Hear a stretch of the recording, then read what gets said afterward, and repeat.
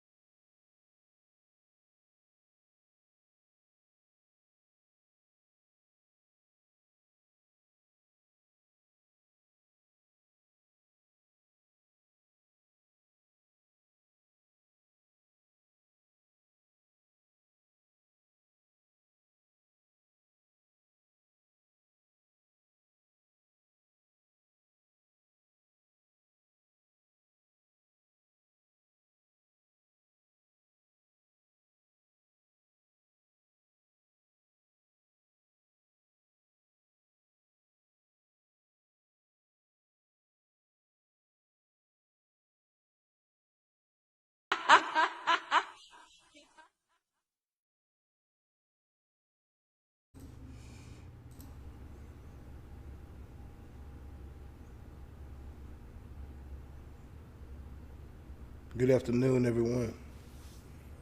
Welcome to the Chris Miles Show, special edition Affirmative Action. What's happening, people? What is happening? I hope all is well. And you like that? Everybody out there, I love it. I love it. I hope all is well out there with everybody today. Welcome to another edition of the Chris Miles Show. I am Chris Miles in color cut clarity. We are here, me and Mr. Producer sitting in, getting ready to bring you guys another edition of the Chris Miles Show. This is episode 56, okay? This is entitled The Hard Reset. Once again, this is entitled The Hard Reset. Let me go on and get all of the social media stuff out of the way. For anybody out there that wants to follow me, you can follow me on that of Twitter, @ I'm Chris Miles. You can follow me on YouTube, The Chris Miles Show, or @ I am Chris Miles. Matter of fact, that's what I want everybody to do. To follow me, go to our YouTube page, okay? Go to the YouTube page, subscribe, like, and follow. That's the Chris Miles Show. Once again, go to our YouTube page, all right? Subscribe, like, and follow. On Facebook, @ I'm Chris Miles. TikTok, @ I'm Chris Miles. Instagram, @ I am Chris Miles. Mr. Producer, how are you feeling today? Man, I'm doing good, man. How about yourself? Man, I'm blessed to be here under the circumstances, man. Just ready to get this show up and going, man. Yeah. Before we get started, I just want to let everybody know that we've been pushing the YouTube page. We've been pushing hard. We finally hit 500 subscribers. So next Sunday, we will start the drawing to give away $25. So every week, we'll give away $25 until we grow the page more, then it'll up to 50, etc., etc. So next Sunday, we will do a drawing for the winner of the Cash App. So y'all stay tuned for that. You know, it's not too late to subscribe. Subscribe, like, follow, and let's get this show on the road. That's another thing too. Here at the Chris Miles Show, we're doing things a little different, okay? We're gonna pivot. We're gonna get away from a lot of the political side. Wow, can't get my words out. Me and Mr. Producer have concluded, and other people that's connected with the process of the Chris Miles show, have basically decided that we don't want to cover anything political. I mean, we still would do some of it. We're not going to deviate completely away from it, but it's just not something that we want to do any further. I mean, it's like a lot of stuff is oversaturated. A lot of stuff that you're actually starting to see out there. We're past that. So, but we felt the need to come out to do this particular episode here because, as everybody know, the Supreme Court is making some drastic changes. And the things that they are doing is going to affect a lot of people out there, okay? So one of the things that we try to do here on this platform is we try to keep people abreast to topics and things that pertain to your life. And we're neutral here. So no one can ever paint us with this broad brush that we are liberal or Democrat or Republican. You can never put that title on us because that's not who we are. We are neutral. We could care less about whatever your political affiliation is. We have no political affiliation. All right. So, but what we try to do is put tangible information out there to keep everybody abreast to the situation of things going forward. Okay. And what I try to do, I'm sitting here right now with whenever I'm doing this show, I'm nervous, and that is because I am committed to bringing out the best information and keeping everybody abreast to what's going on. What's going on, Brother Lindsay? Just popped up on my screen. Lindsay Hill, good friend of mine. Hope all is well. Yeah, and another thing too, people, if there's something you all want us to cover, or we're talking about something you want to get in, you can actually DM me. We are in the process, hopefully tomorrow, we'll have our phone number back up and stuff. So we're going to actually start taking phone calls. All right. We're going to start taking phone calls. We do have Zach Buckner out of Montgomery, Alabama coming up momentarily as we dive into the show topic of that of affirmative action. We might even bring in some more people. We try, like I said, we basically try to be fair and balanced with the Chris Miles show. So there's a possibility that we're going to bring in some other people. But for right now, he's the person that we have set. Anything you want to throw in, Mr. Producer, before we go into this thing? No, man, you said everything. Let's get it. Let's get it. You want to take a commercial break real quick and come back to it or what? No, we can get it, man. Okay. All right. Come on with it.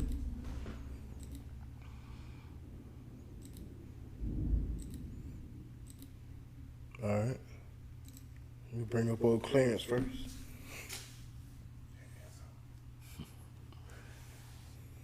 So, as everybody know,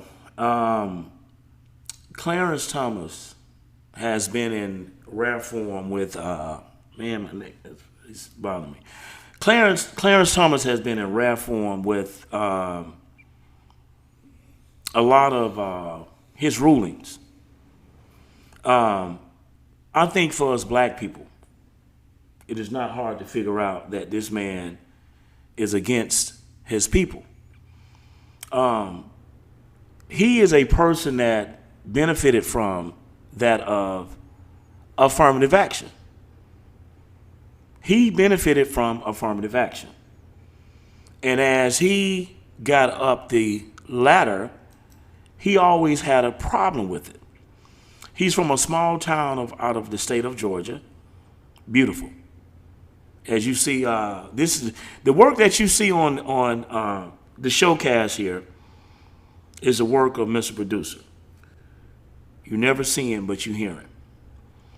But as you see on the screen, you see Clarence Thomas crawling up the ladder. He's climbing the ladder, not crawling, but he's climbing the ladder. As he gets to the clouds, he kicks the ladder over. And this is what Clarence Thomas has done. He has kicked the ladder over. And this is the thing. This is what people need to understand about the United States. The United States has not rectified,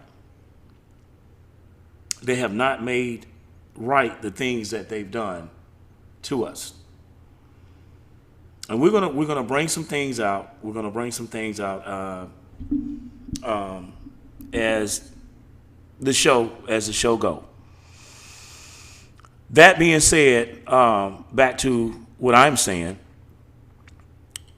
Most people know that we came. A lot of us came over via the transatlantic slave trade. Okay, we worked, we built the United States.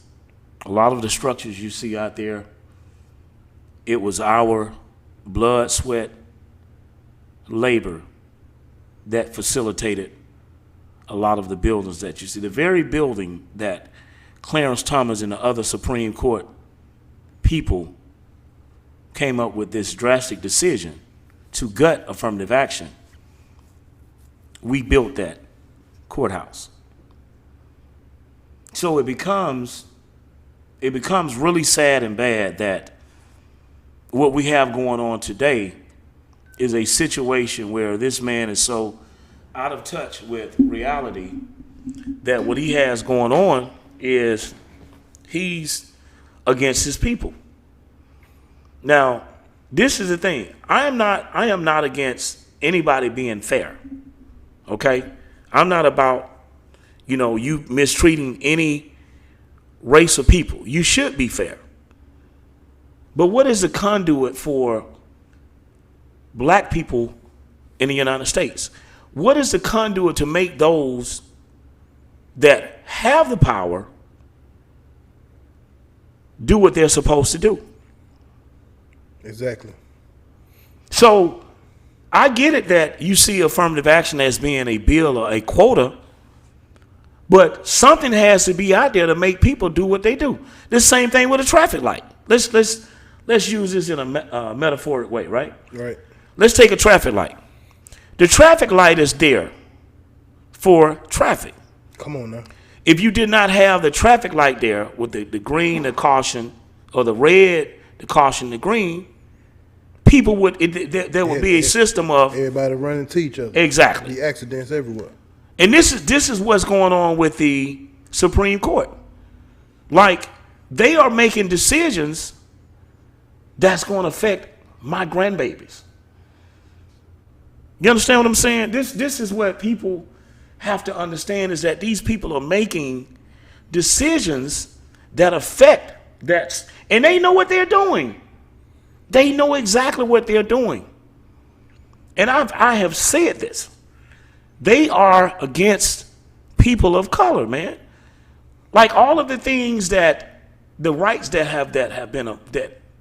we have gotten on, that has been afforded to us, they are slowly working to overturn, to gut these things that have been set in place. And that's that's kind of what we came up with the title, The Hard Reset, because it's like they slowly, all the immigrants coming in, all the new people coming into America getting citizenship.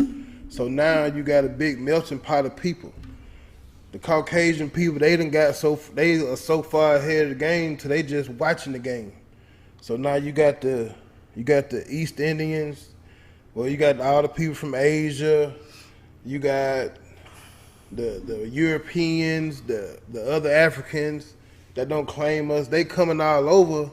Now they done pushed us so deep in the hole, so far behind. Now they want to try to make stuff equal again. Now they want to say, oh, just pick yourself up by the bootstraps. They try any little inkling, any little thing that we had, they trying to reset the game and put us deeper in the hole.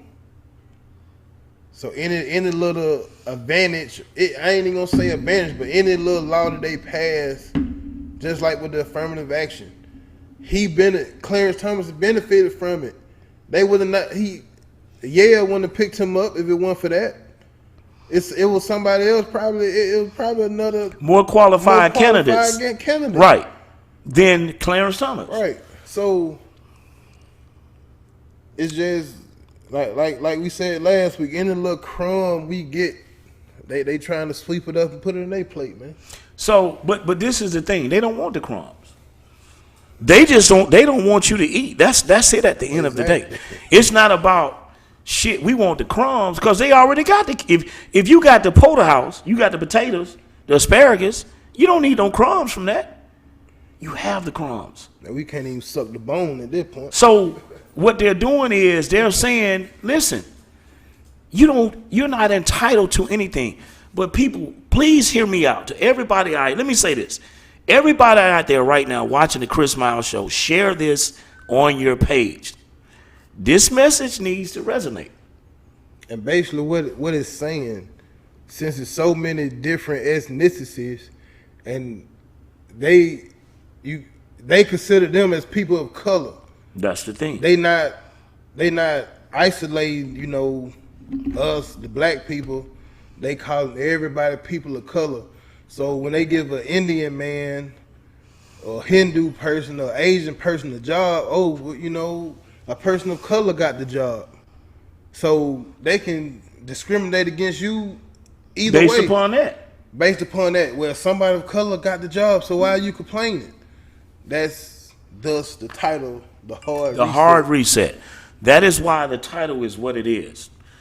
What becomes really troublesome at this point, people. This is what I want everybody to hear my voice on this, okay? What becomes the problem here is, as we were talking, metaphorically, we're talking about crumbs. Okay?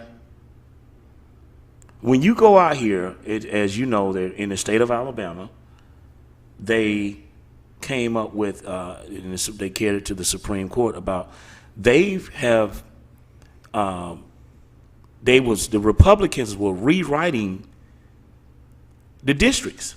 We had, what's the guy named? He'll be on here in a little while. Zach Buckner was talking about that. Well, they lost that.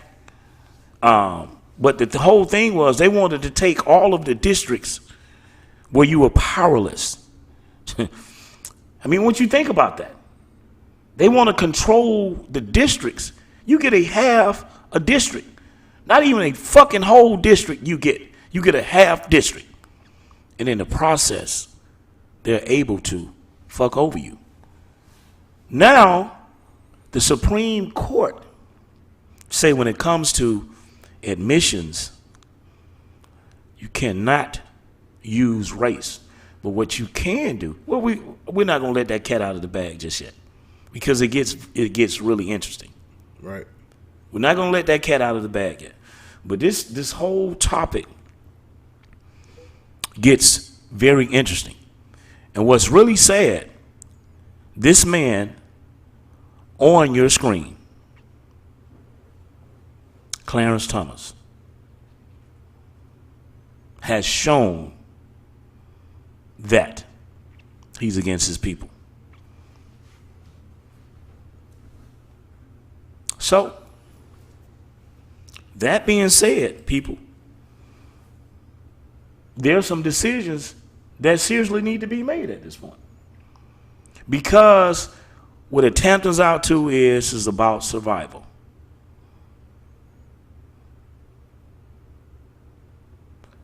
The Supreme Court is making a lot of radical decisions, and this was carefully thought. And this is what I want to say. Everybody out here,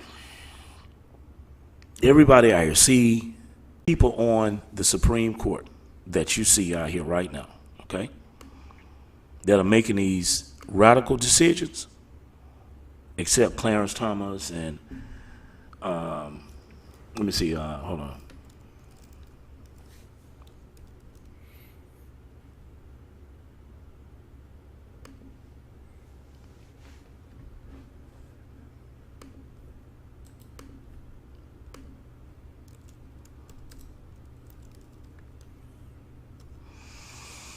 Okay.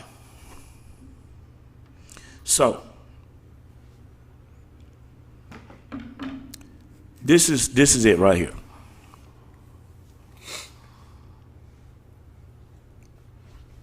Let me update it. All right, here we go. Clarence Thomas has, except Alito, John Roberts, and Clarence Thomas, all of the new Brett Kavanaugh, Amy Coney Barrett, Neil Gorsuch. These radicals Donald Trump put on the Supreme Court.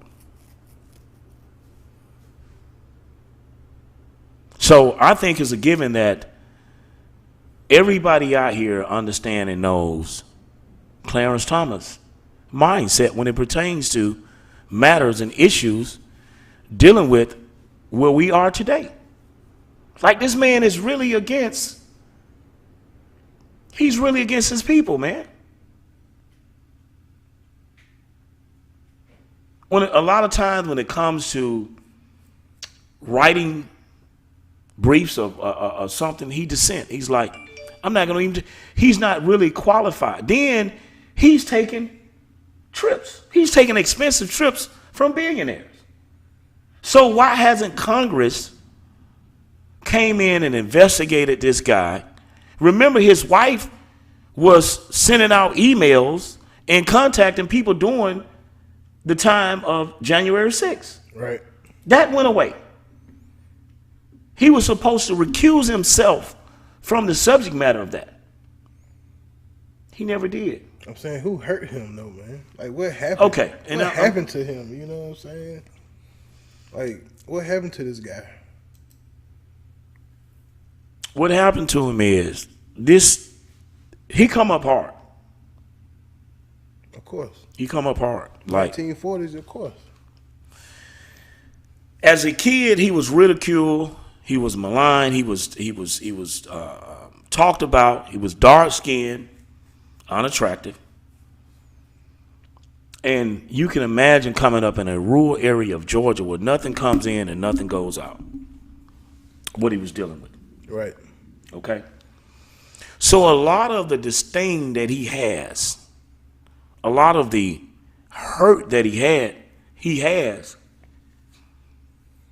that came from the side he's on now, and also from this here, he redirected toward his own kind.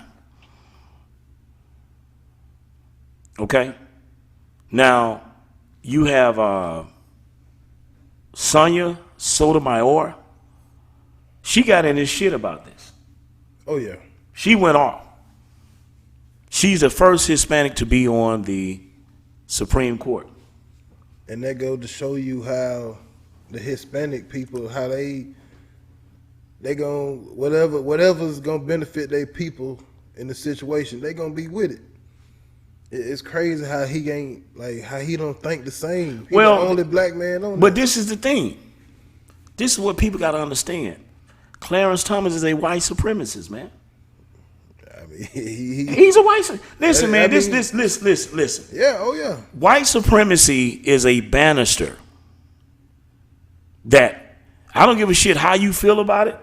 It is a banister that is held up. It is power. The whole notion of Roe versus Wade, I don't support abortion. Okay? Yeah, me either. I don't support that. Okay? But a lot of the things that you see now that are starting to change is from the aspect of their numbers are declining, and a lot of the stuff is going on is that we got to keep the power. We got to keep this thing where it is. And he's never going to go against the power structure. Why? Because it is how he eats. Right. He can't go against that. You go out there and fuck over them niggas, we gonna keep you fed. Yeah, he know he's gonna eat by messing over his own kind. It is how you get up in society. Fuck over your own kind, and we reward you. That's white supremacy. And the whole point is that this man has, this has been the mentality of what he represents. He has never, Anita Hill came out. Anita Hill came out and said this. He was like this. She came out and said that what we see this man doing today is what he does. This is Clarence Thomas. Like, you ain't getting around this shit. This is what Clarence Thomas do. And it's sad, people. This man here and Amy Coney Barrett climbed the ladder of affirmative action. And this is the thing. Black people don't need affirmative action. Just to be quite honest about it. We don't need it. I agree. White women are the biggest beneficiaries of affirmative action. Everybody watching the Chris Miles show right now, what you do is Google the information. Who's the biggest beneficiaries of affirmative action? It's white women.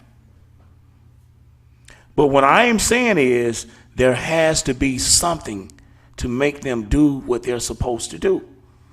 And the point is, when the court doesn't hear your argument, then what is it?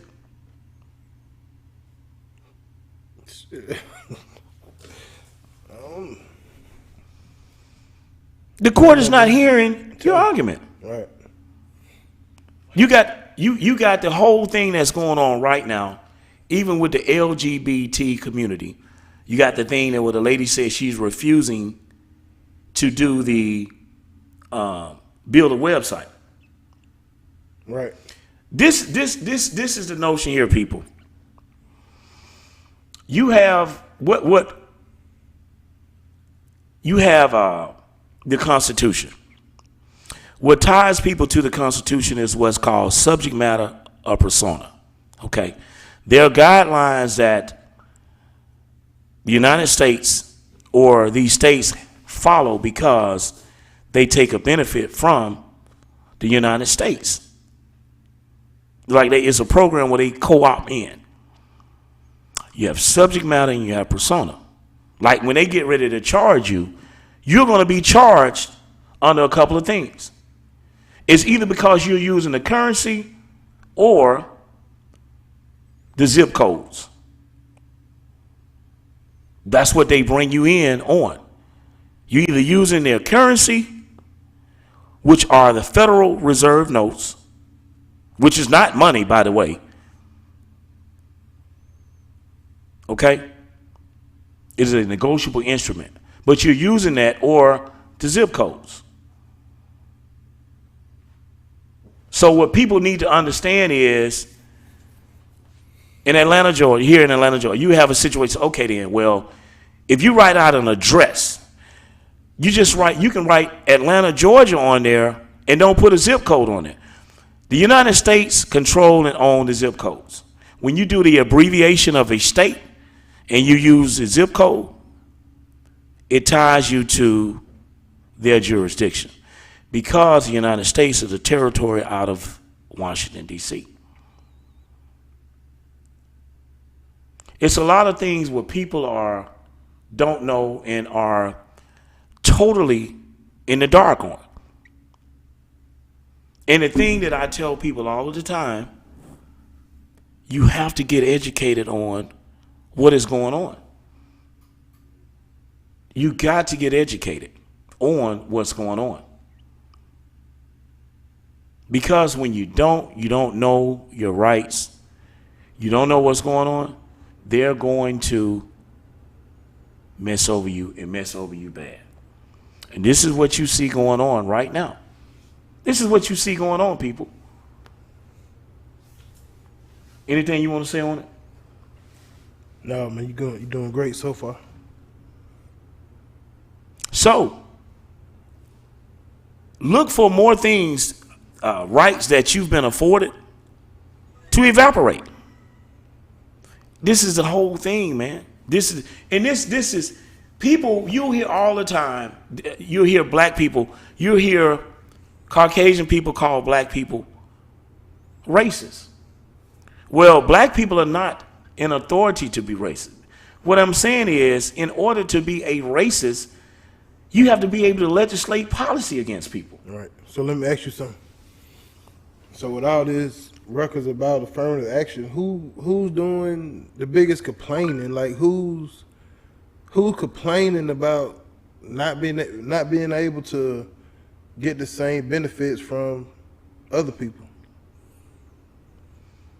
Like who's trying to get in these schools, these high class schools? Like who's against? I mean, who are some of the conduits? I know what you're saying. People? Yeah. So this is what happened.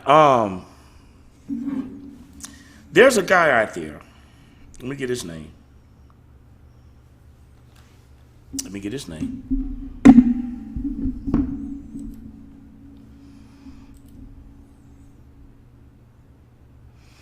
Bring this guy named Edward Bloom. Bring him up on the screen. Mr. Producer is going to bring up this guy by the name of Edward Bloom, okay?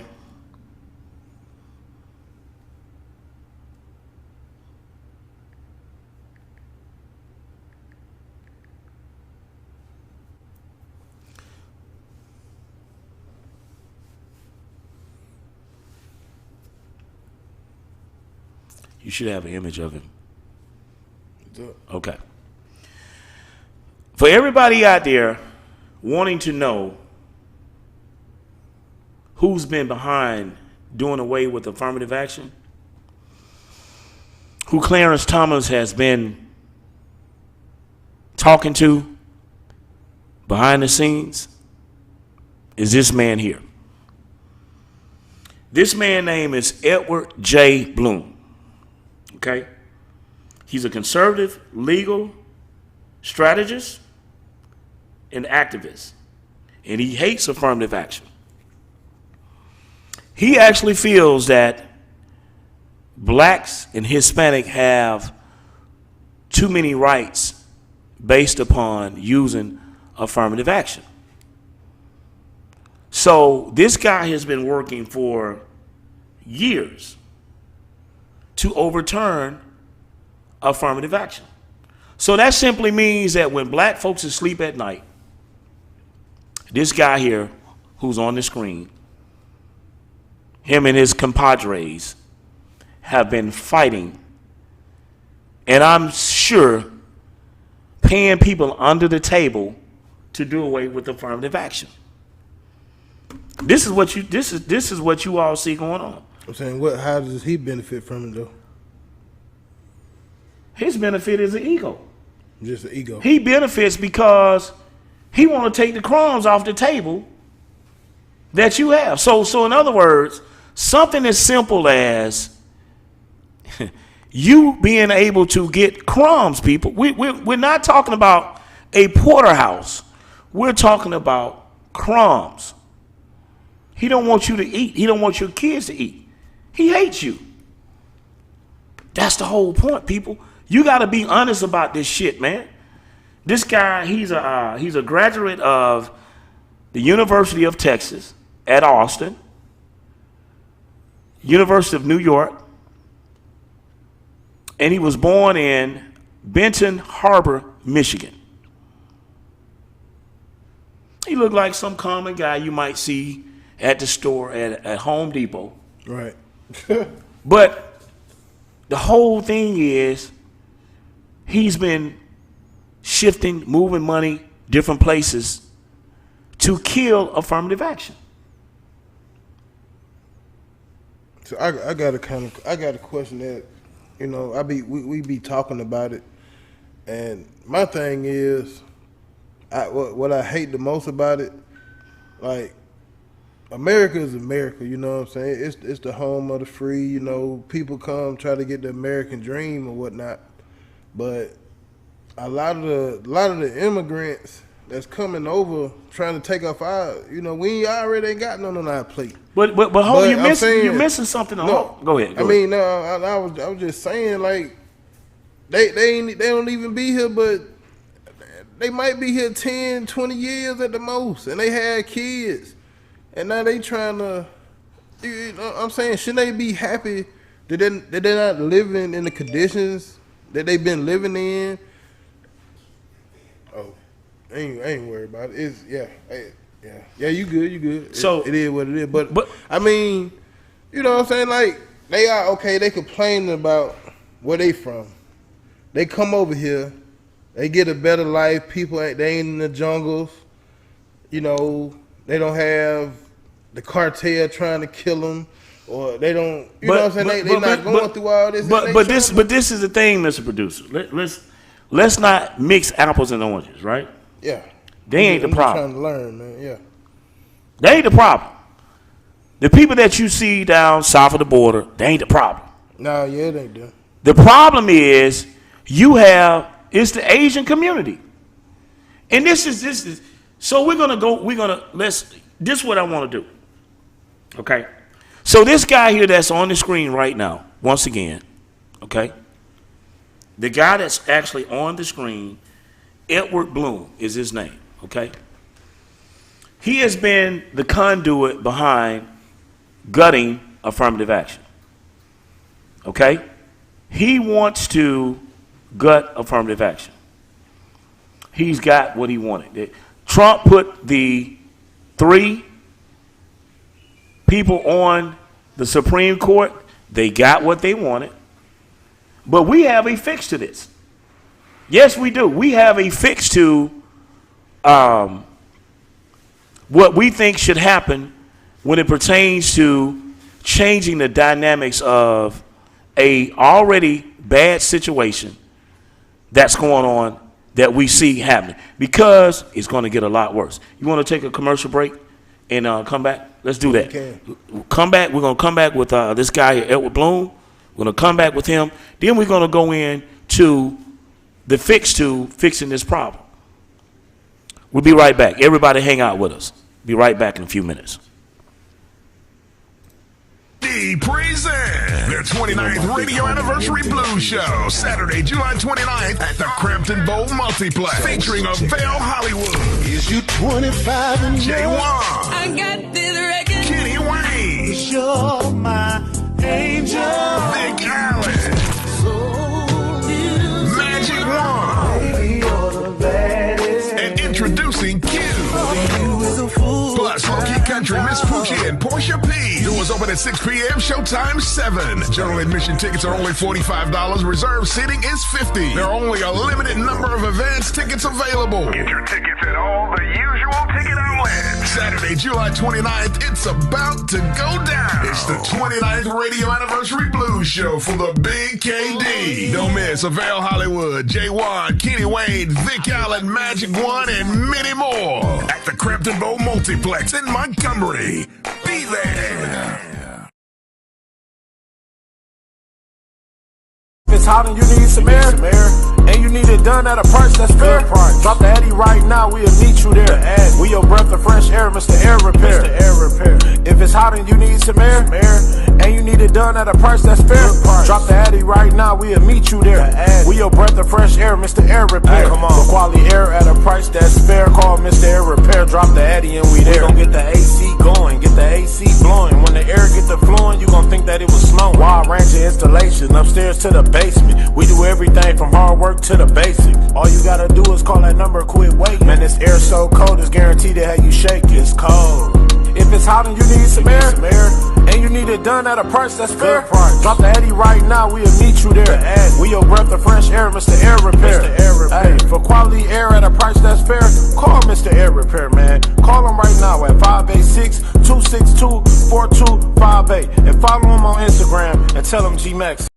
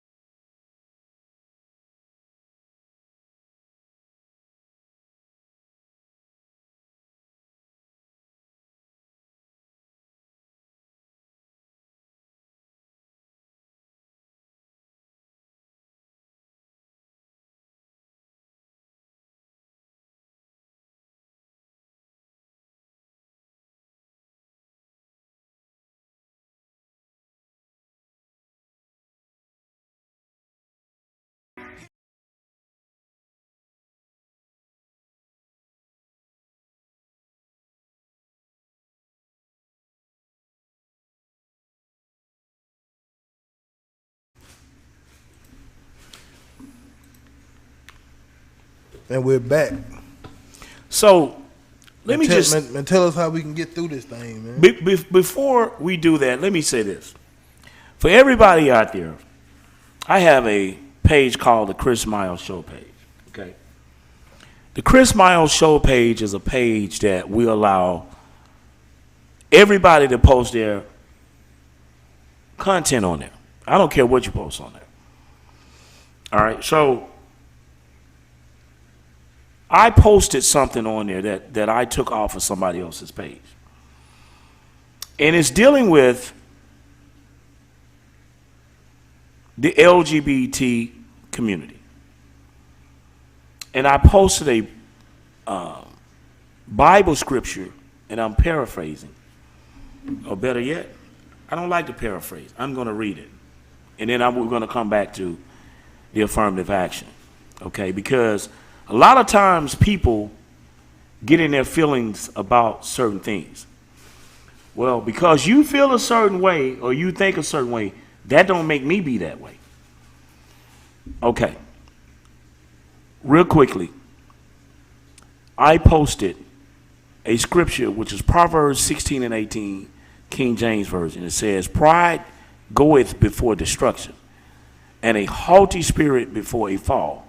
This is Proverbs 16:18 KJV, King James Version. Okay? Now, this is the thing. So people understand my position on something. Who you sleep with in your bedroom is your goddamn business. I don't care. I don't need to know your personal business. If that's pride for you, that's pride for you. It means absolutely nothing to me. So don't come at me in any type of sidewinded way because this is what you do. I'm not pro or con. I could give a damn about what you do in your private life. What you do in your private life becomes a problem when you infringe on my rights. Okay? So don't come tell me about I shouldn't post something. It doesn't take away from me thinking any type of way about you. I treat people like I want to be treated. And what people have to understand, because you feel a certain way, that don't make me accept it. I don't condemn it, and I also don't condone it. What you do in your private life is your business. So if it's pride for you, it's pride for you. That's your business. That ain't Chris Miles' business. But you're not going to regulate and tell me what I post and how I'm supposed to feel. Facts. No, that's not what this is. Facts. So now let me get back to, so if you feel some type of way, get the fuck off my page. If you are offended about me posting something, I live my life by the scriptures. Okay? So if you feel some type of way, you know what you can do. So let me get back to this affirmative action situation. Now, back to, bring this guy's Edward Bloom back up on the page.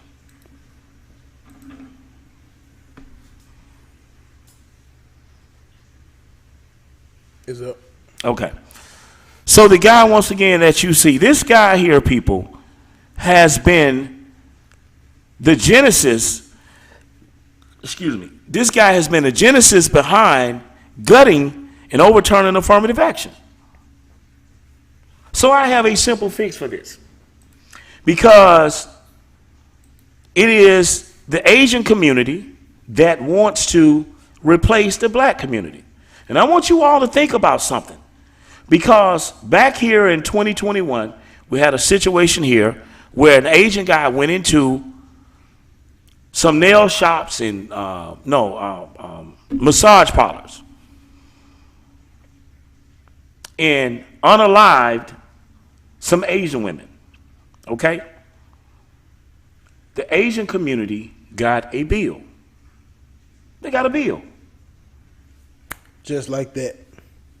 Just like Mr. Producer, just like that. We have been here fighting for crumbs, and they want to take the crumb. So I have a fix for that. And I'm finna bring some shit out that you all ain't gonna like. But I don't give a fuck. You understand? I want you to understand that. I want you to understand my position. So there's a simple fix. You don't want us to have anything.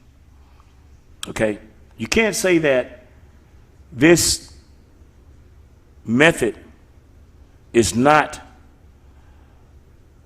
racial in content, because it is. And this is why, let me tell you why it's racial. Right here in these United States, they just said the military, listen people, I need you to bring that video up. The military can consider race. This is what the Supreme Court, along with Clarence Thomas, said. This guy that you see, Edward J. Bloom, is behind this bullshit that you all see going on. Okay? This man is behind the bullshit. But let me go on. The Supreme Court said that the military can consider race, but schools cannot. So, this is what they're doing. They want your sons and daughters to go fight for their cause. On the front line. On the front line. This is what they mean by considering race. They want your sons and daughters to go fight their wars. But your sons and daughters cannot go to universities. Now, this is what I want you to think. I'm from Montgomery, Alabama. I can take you to Montgomery, some streets, some areas in Montgomery, Alabama, where there are black people that don't have a front door on their house.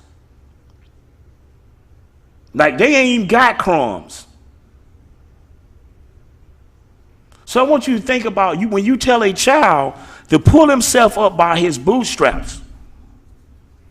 The playing field has never, ever been balanced to begin with. At all. And you want us to say, okay, fine. But I'm going to tell black people today how to fix the problem. Because me and Mr. Producer got the solution. We thought long and hard on how to fix this problem. And we have the answer to fixing the problem. But the same very people that is protesting saying that, well, we can't get in the school because we got the grades and you don't have the grades, are the same fucking people who has sided with BRICS. Brazil, Russia, India, and South Africa. It is India, the people here in the United States so this is what I'm saying. It ain't the people down at the south of the border. It's the ones that come from East India. And it's the Asian, the Koreans, the Japanese, the Chinese that come in here. These people here are the ones that's a part of BRICS. So the United States wants to fuck over black people, black and brown people, okay? Because that's what you're doing. The same people who wants to crush American currency to go to a whole nother system of BRICS are the ones that you're standing up for. And this guy, Edward Bloom, who got with BRICS to say, you know what, let's take the crumbs off the table for black people. And this is what I want you to all understand. Black people don't need affirmative action. You know why we don't need it? Because we got something called HBCU. We can go to our own schools. And you know what? I suggest that's what we do. Fuck your schools. Man, you know how much money, no, let me finish. Let me finish. My bad, go ahead. Fuck your schools. We go to our own schools. We got HBCU. But guess what? We also take our kids that go in there every Saturday, that's going to my school, Southern Cal, University of Alabama, Auburn University, University of Texas, all of these schools that get billions and billions of dollars off these kids that come from abject poverty, that comes in and makes these networks billions of dollars. Let's take our kids to. Let's send our kids to these HBCUs, and the ones that you want or you're standing up for this admission bullshit, you go get them to run your footballs on Saturdays, or you go to their spelling bees, or whatever the hell they got going on. Just leave us alone. Because this is the thing. You have already, one of the things that you did during the time of the civil rights movement, or even before then, it came after. When you ran the freeways through the black community, you cut commerce off. And consequently, what happened was these same very people, the East Indians and the Asians, which are Asians, they put stores in the black community. And whatever city you go, if it's in here in Atlanta, Montgomery, Detroit, Chicago, or New York, these people have stores in the black community. Why is that? Why is it when I go into the black community, I see people of Indian descent, Asian descent, which they are Asian, running stores in the black community? This is what I'm talking about when I talk about the crumbs. But you would call me, you would say what I'm doing is racist and it's wrong. So what I'm simply saying is the fix to this is you can have Yale. You know, this is what people need to understand. Yale is like a backpack. It's just a name. Just say, for instance, Mr. Producer, you go to Lenox Mall here. You buy a Louis Vuitton bag from Lenox Mall. You pay $1,500 for a Louis Vuitton backpack. I go to Walmart and get me a little $25 backpack. The backpack is going, that Louis Vuitton backpack that you had, you paid $15, I'm going to get the same uses out of it with my $25 backpack. So what I'm saying is, I went to school at Yale. Whatever you can get at Yale, you can get at some of these other universities. So I'm simply saying is the fix to this is this. Let's leave us alone. Don't recruit our kids to come play football, basketball, or baseball at your universities. If you want to take it there. The Supreme Court wants to overturn and take the crumbs off the table. Like I said, we got HBCUs. We got our own schools. And I guarantee you, our kids will get a better education because the people there are going to care for those kids. You're talking to an educator, a former educator. They're going to care more for the kids. The kids are going to get a better education, and they're going to get the real factors of life on how society is. Those are the intangibles that they're going to get.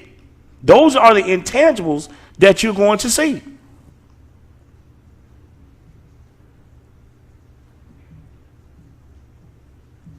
So, we don't need your universities. Clarence Thomas got into Yale by affirmative action. And this is the thing. We see every day, he said, well, everybody, well, we would like to think that it's no longer needed. Okay. So you're basically saying that racism doesn't exist anymore in the United States. That's what they want to believe. Yeah, they want to believe that. But guess what? If I go to apply for a loan, if I go to apply to obtain an apartment, to get an apartment, I have to put my race on the application. So how is it that race no longer exists? Race no longer exists, but I got to fill out, when I fill out an application, it requires me to put my race on there. That's a damn good point. Then the other thing is, you want my child to go in the military to fight your wars. So we're going to include race, but if he wants to go to North Carolina, we have to, or Yale, Harvard, or Berkeley, UC, in California, we have to do away with it. But then you want to, it can be, maybe he can write an essay and we'll see about it. Write an essay. I'm gonna say write an essay. This is what we're dealing with. Man. This is what we're dealing with. So the whole point is, people, I want you all to explain to me, how does this shit make sense? It doesn't. It doesn't make sense. It's wrong on all levels.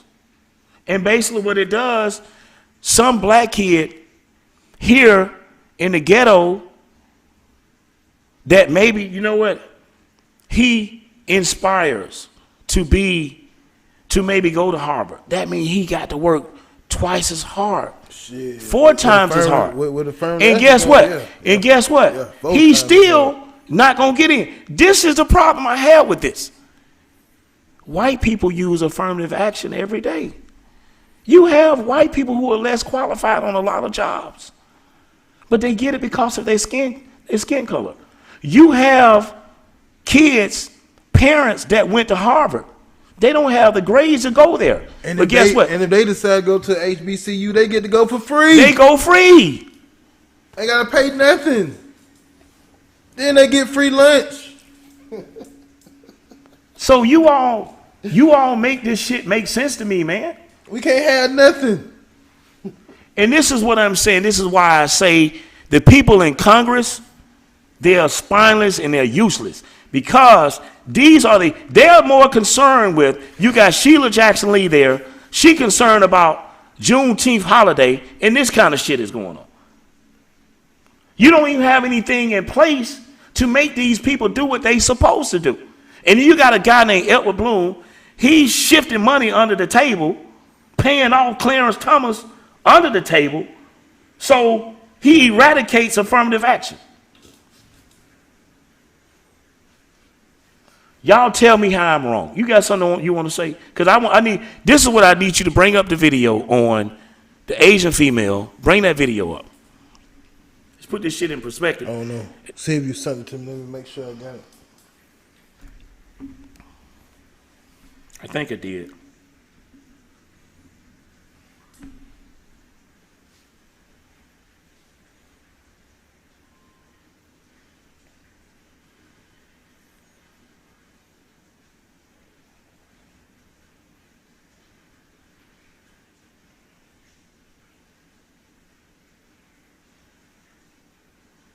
It's coming to you right now if you don't have it. I'm going to let her explain it to you. And then I need you to bring up that on Stephen A. I can play that Stephen A. while we wait. Yeah, bring up Stephen A. So this is what I'm saying. Really makes it worse is without question Clarence Thomas. See, I got his bio here. Born in Pinpoint, Georgia. Father abandoned the family, was raised by a grandfather in a poor Gula community near Savannah. Devout Catholic, originally intended to be a priest. Actually decided not to be that, by the way, because he became frustrated over the church's insufficient attempt to combat racism. Ended up attending Yale Law School via affirmative action. He attended law school. He was an affirmative action student. Gets better. Appointed by Ronald Reagan as chairman of the Equal Employment Opportunity Commission. This man once oversaw the EEOC. The very job he held was to address racial inequality in this country. He made it to the Supreme Court, second black in the history of the Supreme Court.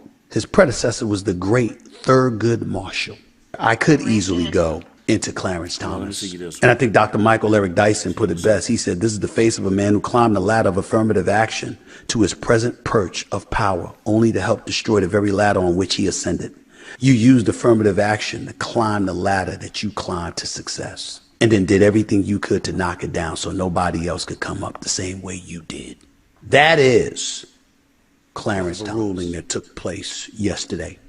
I'm here because the Supreme Court of the United States of America, the Supreme Court of the United States of America, found it unconstitutional to consider race in university admissions any longer, eliminating the principal tool the nation's most selective schools have used to diversify its campuses. Those are the words of the Wall Street Journal that I was just reading from.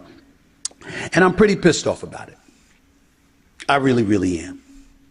But it's not for the reasons some of you would think.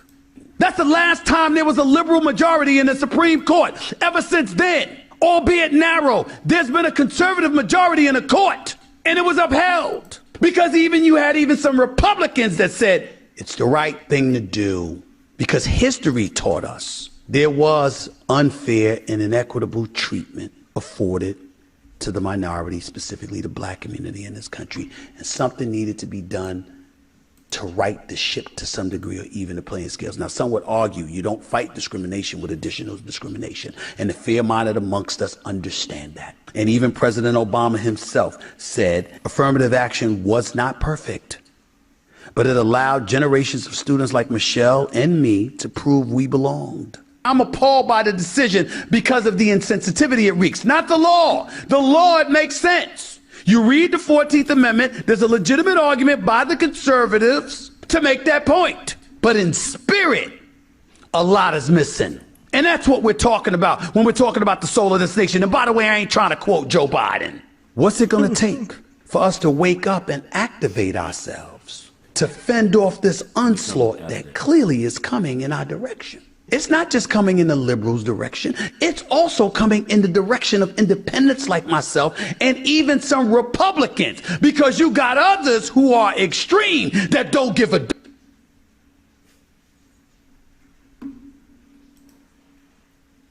That was Stephen A., everybody. So, people, Stephen A. referenced the 14th Amendment. Okay. The Constitution is amended all the time. Now, he said that you don't fight something racist by adding more racism to it. But let me say this. Once again, the very Asian community got a bill, okay? They got a bill of protection. See, this is the thing. there are laws on the line there are laws on the books today. So this just say if me and I'm hanging out with an Asian guy, right? Me and an Asian guy's hanging out, we chilling, we doing what we do, right? We at a club and a fight break out. Yeah. Right? Yeah. If the fight breaks out and me and the Asian guy get beat up, if they can prove that the fight happened from the aspect of there was a racial motive to it or racial epithets were used, hate-wise, guess what? Certain laws federally kick in to protect the Asian guy. Yeah. I'm under the regular laws of the Constitution. They're going to put a Band-Aid on you, ain't it? I'd get the Band-Aid. He go to the hospital and get the surgery. You see what I'm saying? So the point is that you have things out there that works in their favor. And this is what I'm saying. This is why we said this is the hard reset, because they're working to replace you. How is it that Clarence Thomas don't see this, man? Man, he getting paid under the table, like you said. He see How it. he don't see it? If Sonia Sotomayor sees it and she understands the plight of her people, what's Clarence Thomas' problem? He was there before she got there. She just got on the Supreme Court. What's wrong here? And what's the Ketanji Brown Jackson? She even called him out on the bullshit.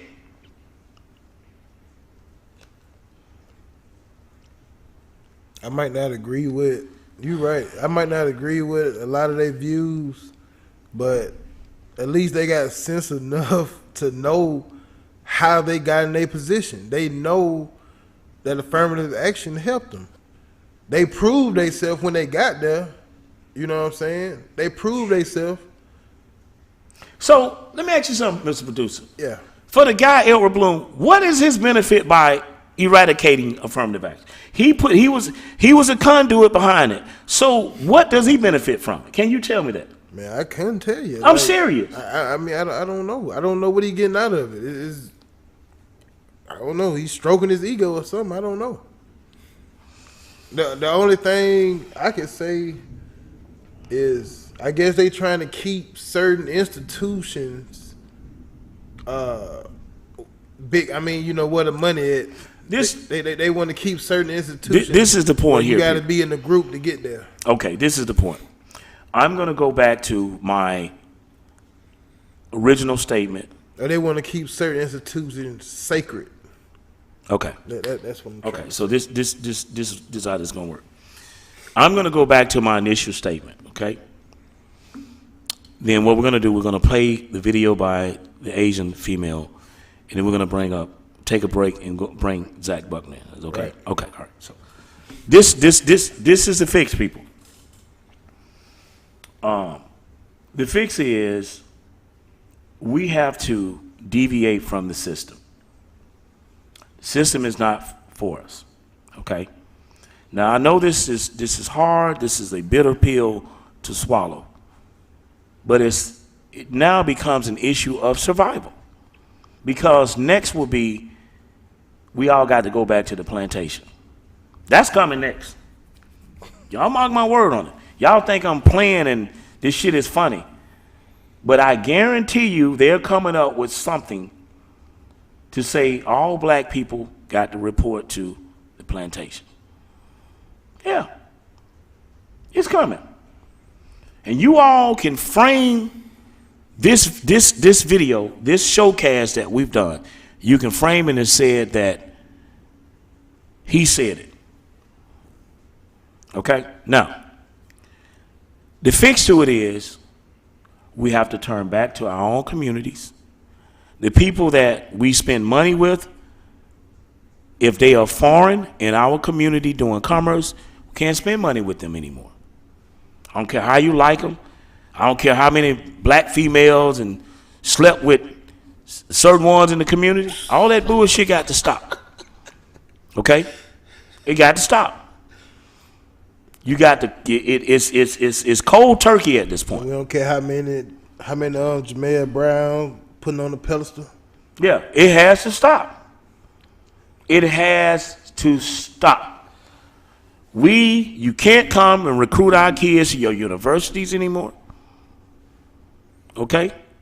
Because I mean, once again, they're saying that you can consider race for the military, but you can't for admissions for these universities.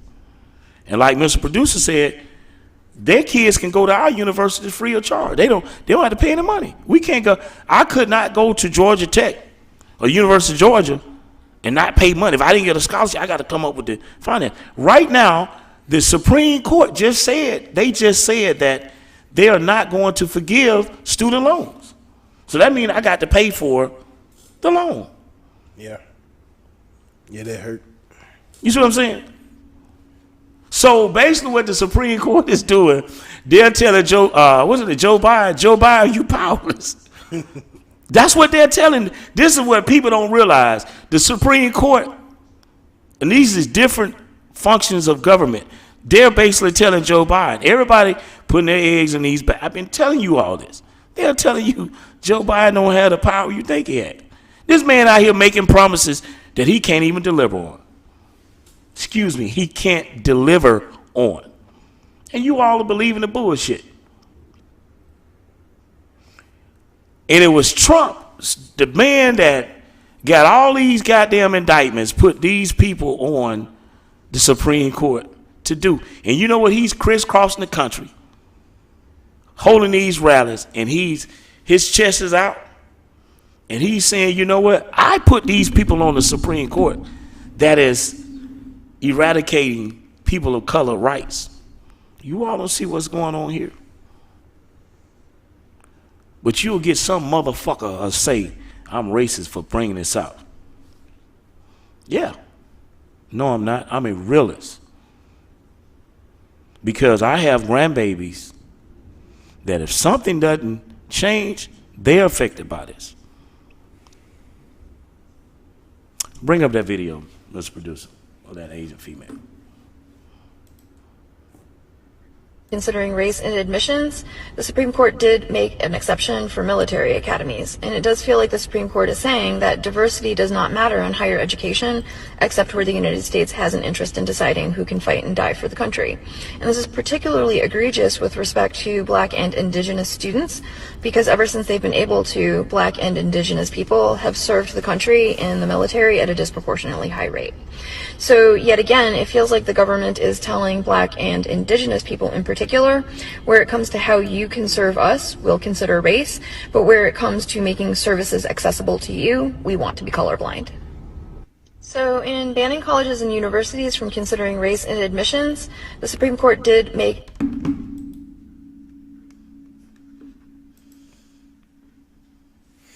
Okay. So, even she understands it. She's saying that what happened here is they ban admission, but you can consider it for the military. Right. What you think about that, people? I want you to think about that. I want you to think long and hard about what this woman of Asian descent just said. She said that for the military, you can. So I need somebody to explain that to me. How is that? For the military, it is, but for admission, it's not. So this, like I said, what needs to happen is all these sisters out here who go shop, go to these nail shops and these what else? Wig shops and weed places. You need to stop. People that got stores in your community, you don't need to spend money with them anymore. They have their affirmative action. It is about our survival at this point. We need to control the commerce in our community. And the people that's foreign to us, we don't need to spend money with them. That's it. So this guy, Edward Bloom, there's a conduit for the bullshit that they put out there. It's the same thing that's going on down there in the state of Florida. DeSantis went out here and passed these radical laws, these policies, where he said that, well, that Hispanics or people that's not United States citizens and all this other stuff, they go to the hospital has to report this. They got to do A, B, and C, all of this stuff here. This is what the Republican Party is doing. And I say, I'm neutral about all of it. I could care less. But the point that I'm making is, now what has happened is because he's done all of this stuff, that's okay then. You know what? We're not going to go to the fields, pick these crops. We're not going to do the construction. The construction stops. The truckers are saying that we're not taking anything or bringing anything out of the state of Florida. So all the state of Florida God need to send a good hurricane through there. Finish Florida off. In care of Ron DeSantis. Yeah. That's how you fix the problem. All right, let's go. Bring it up. Are we going to commercial? Let's go to commercial, and then we'll bring Zach.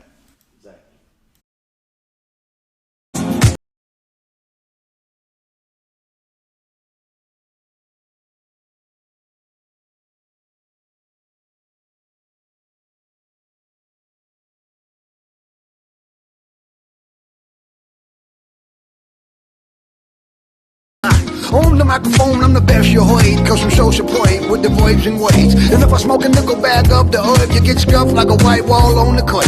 Your beats ain't banging, your rhymes is whack. You pretty Tony, I'm the Mac. When you rap, you don't even like to shit yourself. So take the microphone, boy, and stick yourself. I get high as a rooftop, sound like a shoe shop. Nominated Pimp of the Year, nigga, you not. I got the juice, that's word to Tupac. And all you got coming from me is a boo pop. Disrespect, that's what you're not gonna do. Put a foot up in your ass with an all-white shoe. We ain't friends, so let's not pretend that this razor won't become JD's revenge. You feel me? Cause that man's nasty, like battery acid. Nasty, like battery acid. Nasty, like battery acid. I got a Magic Johnson, but I'm not a Laker. You can watch a woman and you can watch me take her. Like salt and pepper, I'm about to shake her. Make the girl wanna body like she from Jamaica. When the game gets rough, I just go harder. No small bills, I like mine larger. The girl called me daddy and I'm not a father. I nicknamed her Dodge cause I'm gon' charge her. From Chicago, so you know I might dick her. Got a fat boy, so I got the sticker. Just an old school nigga with his finger on the trigger. I don't never grab the ball, I just throw a flea flicker. I'm a capital P with a Mackin degree. You said your girl took off, that never happened to me. I can teach you to take a nickel, flip it until it triple. Show you the difference between Ricky Red and Ripple. Put a hurtin' on her coochie till she walking like a cripple. But always collect your paper before you give her some pickle. Ooh, I'm a bean.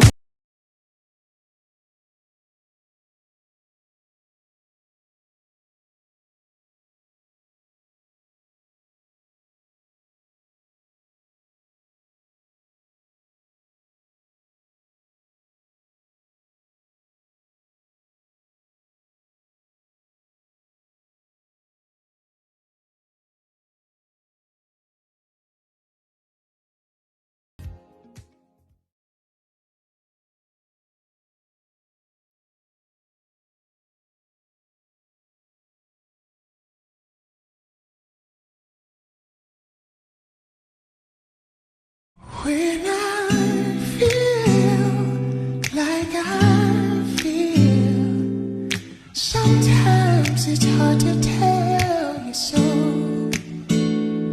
You may not be in the mood to learn what you think you know. And there are times when I find you wanna keep yourself from me.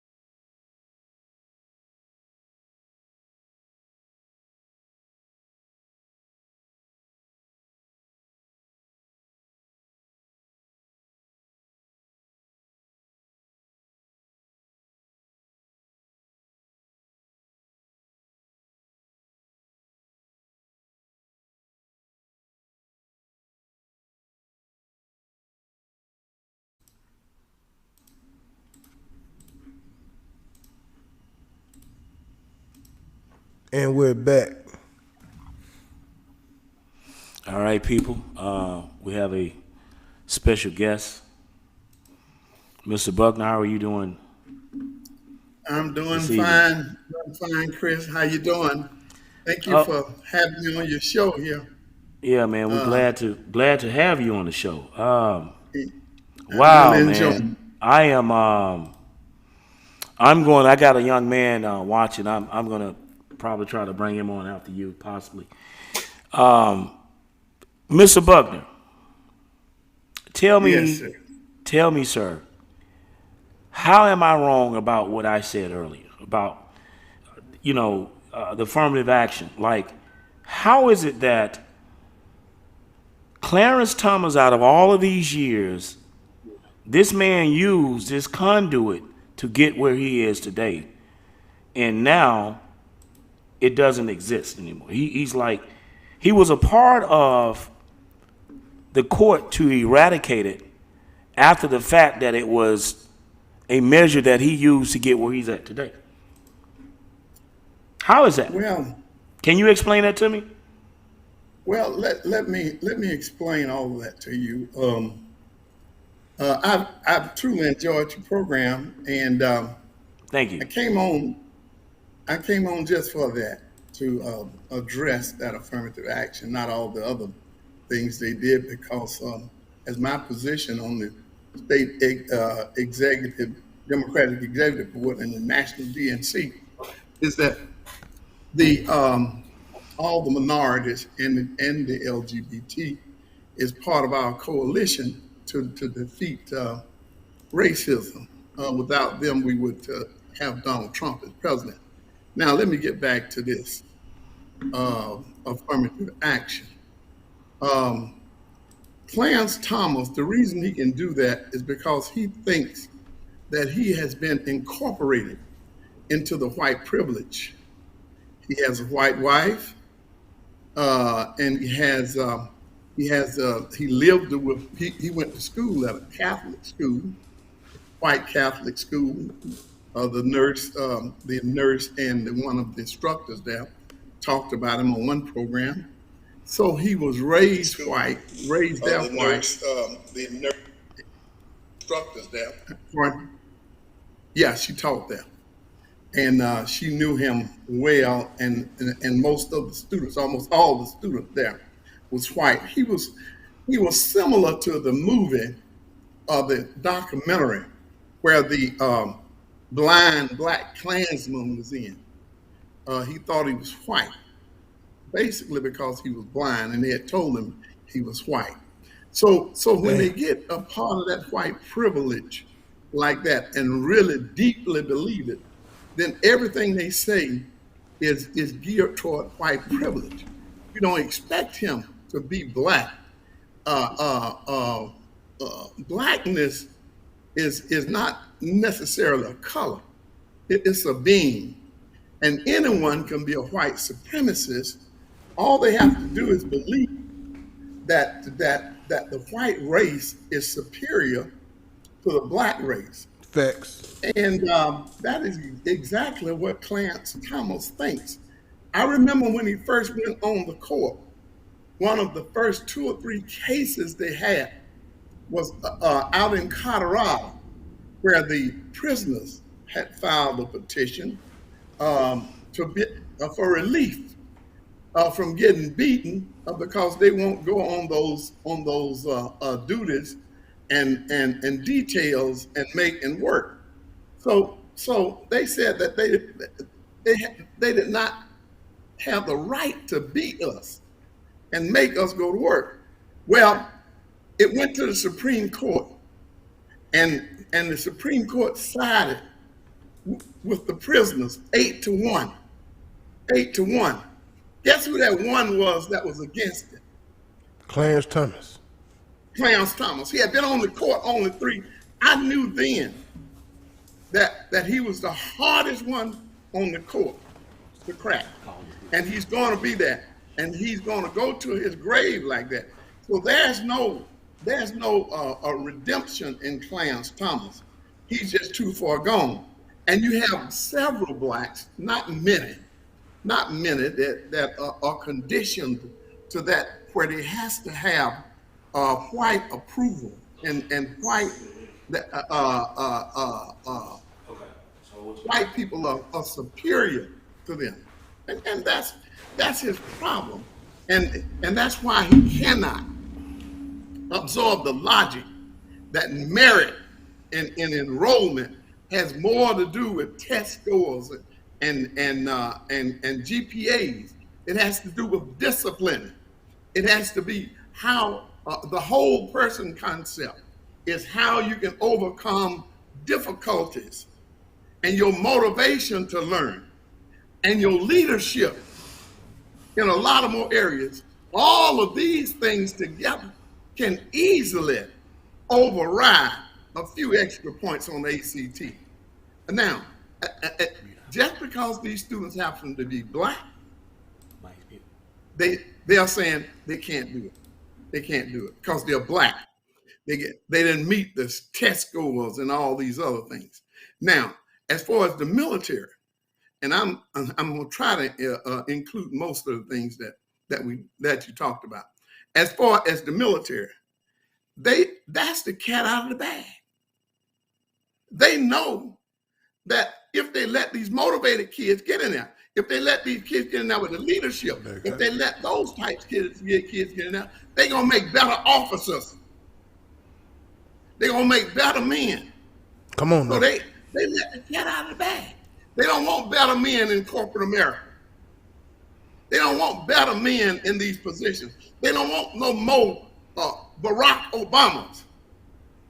They don't want no more of those that go into them schools and doing that. So what they are doing is slowing down the browning of America. You ask about that guy. What was he getting out of against pumping up Clarence Thomas, the billionaire? What was he getting out of? He was getting out of slowing down the browning of America. He was getting out of ensuring his grandchildren will have white privilege. Come on now. These people have a philosophy. And as you said, the game is over. The game, they think the game is over. And here's why. You made a point that we did not need affirmative action. I completely agree with that. I completely agree. It's the message and what they are sending that's so offensive. Right. Not that they knock down affirmative action. We don't need that affirmative action. Those people that are applying to those schools are so gifted. Those white people are going to be successful. They're so gifted. They're going to overcome all of that. Right. And those people in that same class. Matter of fact. I have seen that. I taught ROTC for years. I taught high school. I have seen the kids with motivation, the kids with discipline, the kids with drive, the kids that can overcome adversity, always rise to the top. Come on now. And those ACT scores and everybody else are working for them. They know that. So this is a plan to slow down the browning of America. This is a plan to expand white privilege and white supremacy. And Trump is the leader of it. Trump is the leader of it. He's the right man. That's why Gina Thomas' wife, worked so hard to overthrow the election. And he's still up there voting on things his wife was trying to overthrow. So I think I done hit just about all the points, the main points that you hit. But if you have any more questions, This is what I want to say, Mr. Buckner. And once again, thank you tremendously, truly, for coming on. Are you familiar with this guy, Edward Bloom? Have you ever heard of him before? Edward J. Bloom? He's the one that bought the house for Clarence Thomas' wife. Well, Bloom is the guy. His mother brought the house for Clarence Thomas' mother. So the point is, this is what I'm saying. The avenue that I'm traveling is we don't need affirmative action. We don't need it. But what I'm saying is, to all of my listening audience internationally here today, what they need to understand is there has to be a measure put in place so we get crumbs. That's the whole point. And as I stated at the beginning of the program on this podcast, Showcast, that the biggest beneficiaries of affirmative action has been white women. Hands down. Right. Okay, so let's take the Williams sisters. Their dad, Mr. Williams, fought hard. These girls are from Compton, California. I have a son that grew up in the same area that they're from, in Compton. Okay? Bad area. Exactly. Okay, but the point is that with the proper leadership, their dad, they excelled. They outdid all of their white counterparts that they had to perform against. So what I'm saying is, and they did it with the bare minimum. So imagine if the scale was balanced, and this is what I'm saying. I got a young man coming up afterwards, and I'm going to drill him because I'm in line on this subject matter with you. I got grandbabies coming up. And the fact is, there has to be a measure here.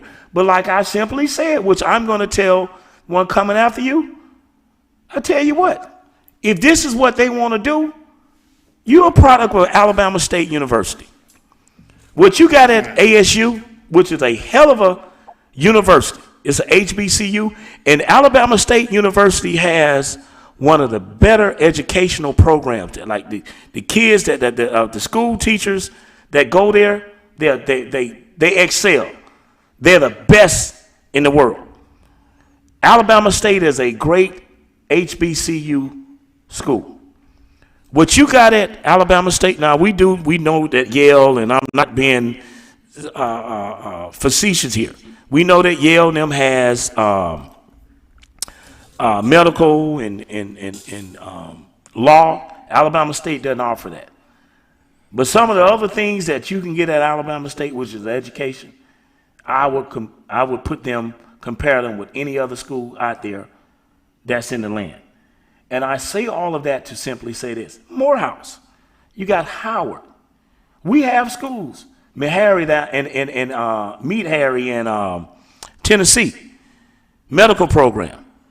So what I'm saying is we have our own institutions, Mr. Buckner, that we can go to that we don't have to use their institution. If you want to go there, and not only that, if that's where you want to go, then take your store, get your stores out of our community. Let us operate our own stores in our community, and we'll do things on that line, and we'll go back to Black Wall Street and Rosewood and all of that stuff there. And guess what? We just don't. We won't deal with you, and we'll show you exactly what the business is, if that's what you want to go to. Because I say this all the time. I was in a store here this weekend, and I told this white gentleman, as he overheard the conversation between me and another black guy, you all need us. We don't need you. And I simply pivoted to the black kids that bring money into these universities. And it's a shitload of money that comes in on these Saturdays. We're talking about billions of dollars. So if you really want to go there with us, let's go there. You're educator, excuse me. I'm a little excited here. And I'm upset. I'm upset. I know it's you. Because, like I said, Exactly. Trump is crisscrossing the country right now, bragging on what he did, and he got all of these indictments against him. Mm-hmm. So, what does this say? What does this say, Mr. Buckner? This is wrong on all levels. And as Mr. Producer said, they don't want us to have the basic crumbs off of the table, man. This is serious. I'm gonna give you the last word. Go ahead. Yeah,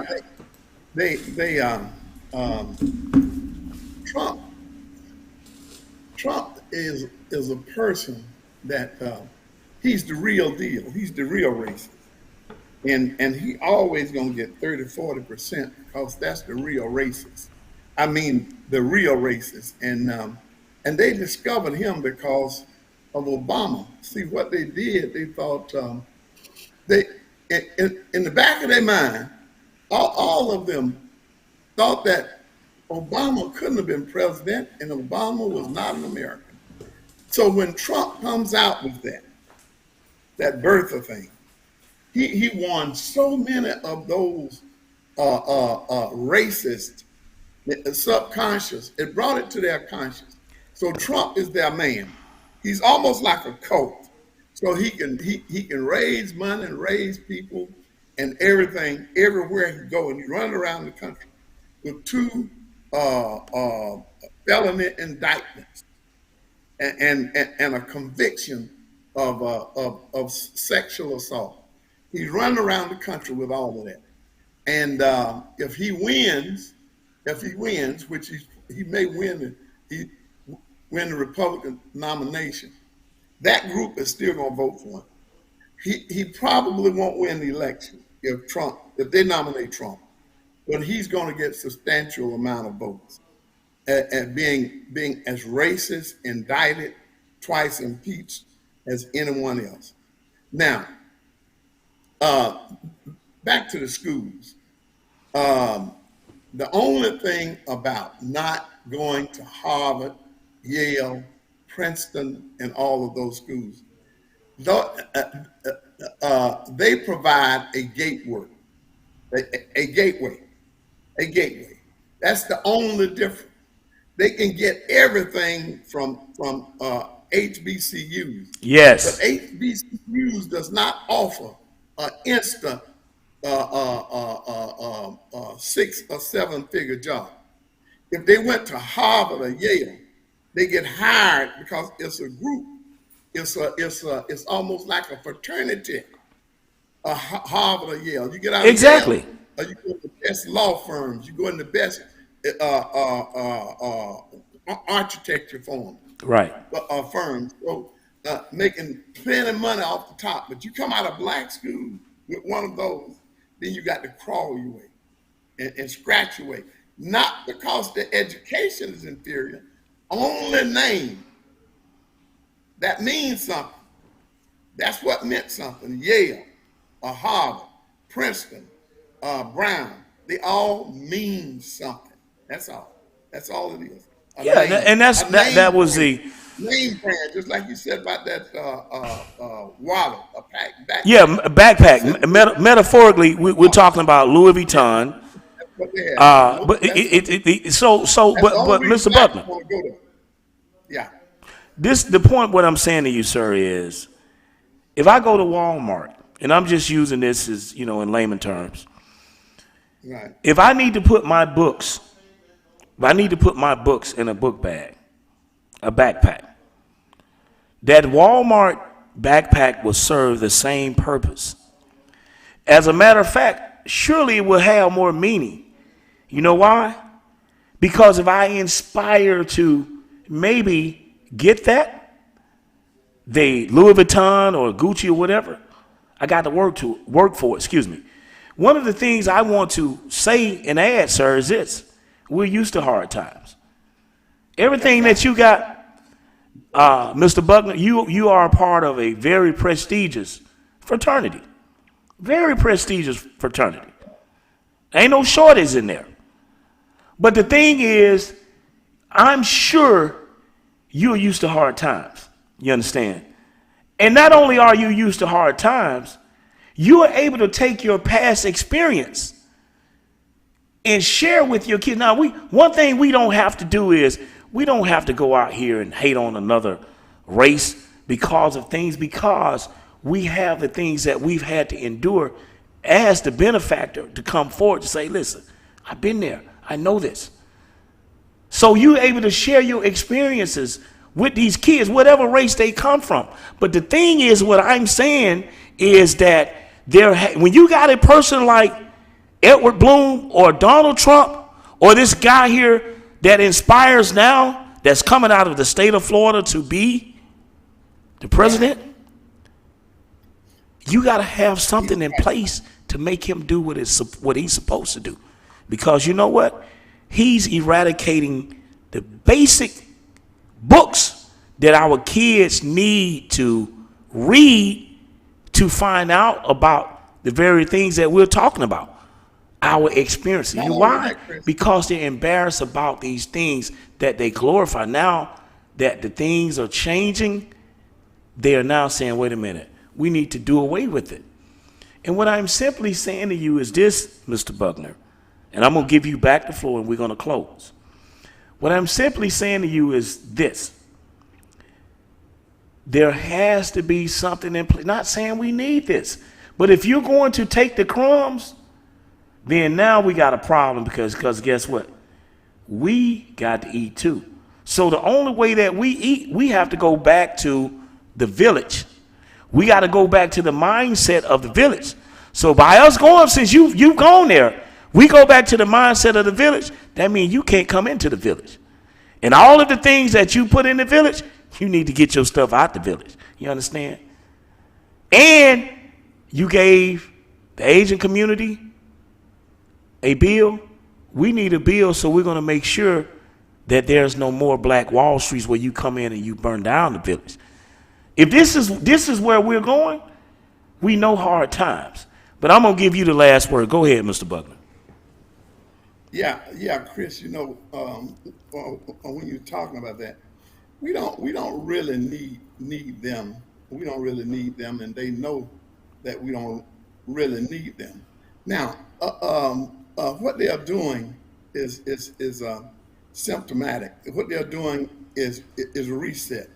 Another hard reset. That's what he just said, Mr. Producer. He said reset. Another reconstruction. Another period of reconstruction when blacks had gotten everything, and so we're going back. They want to go back, and they are insisting on going back to those areas and those times. So what we have is a battle. We have to fight this battle. Now, what Florida governor, DeSantis. what's his name? DeSantis. DeSantis is dangerous. He's very dangerous. Not only is he blocking books, he has outlawed the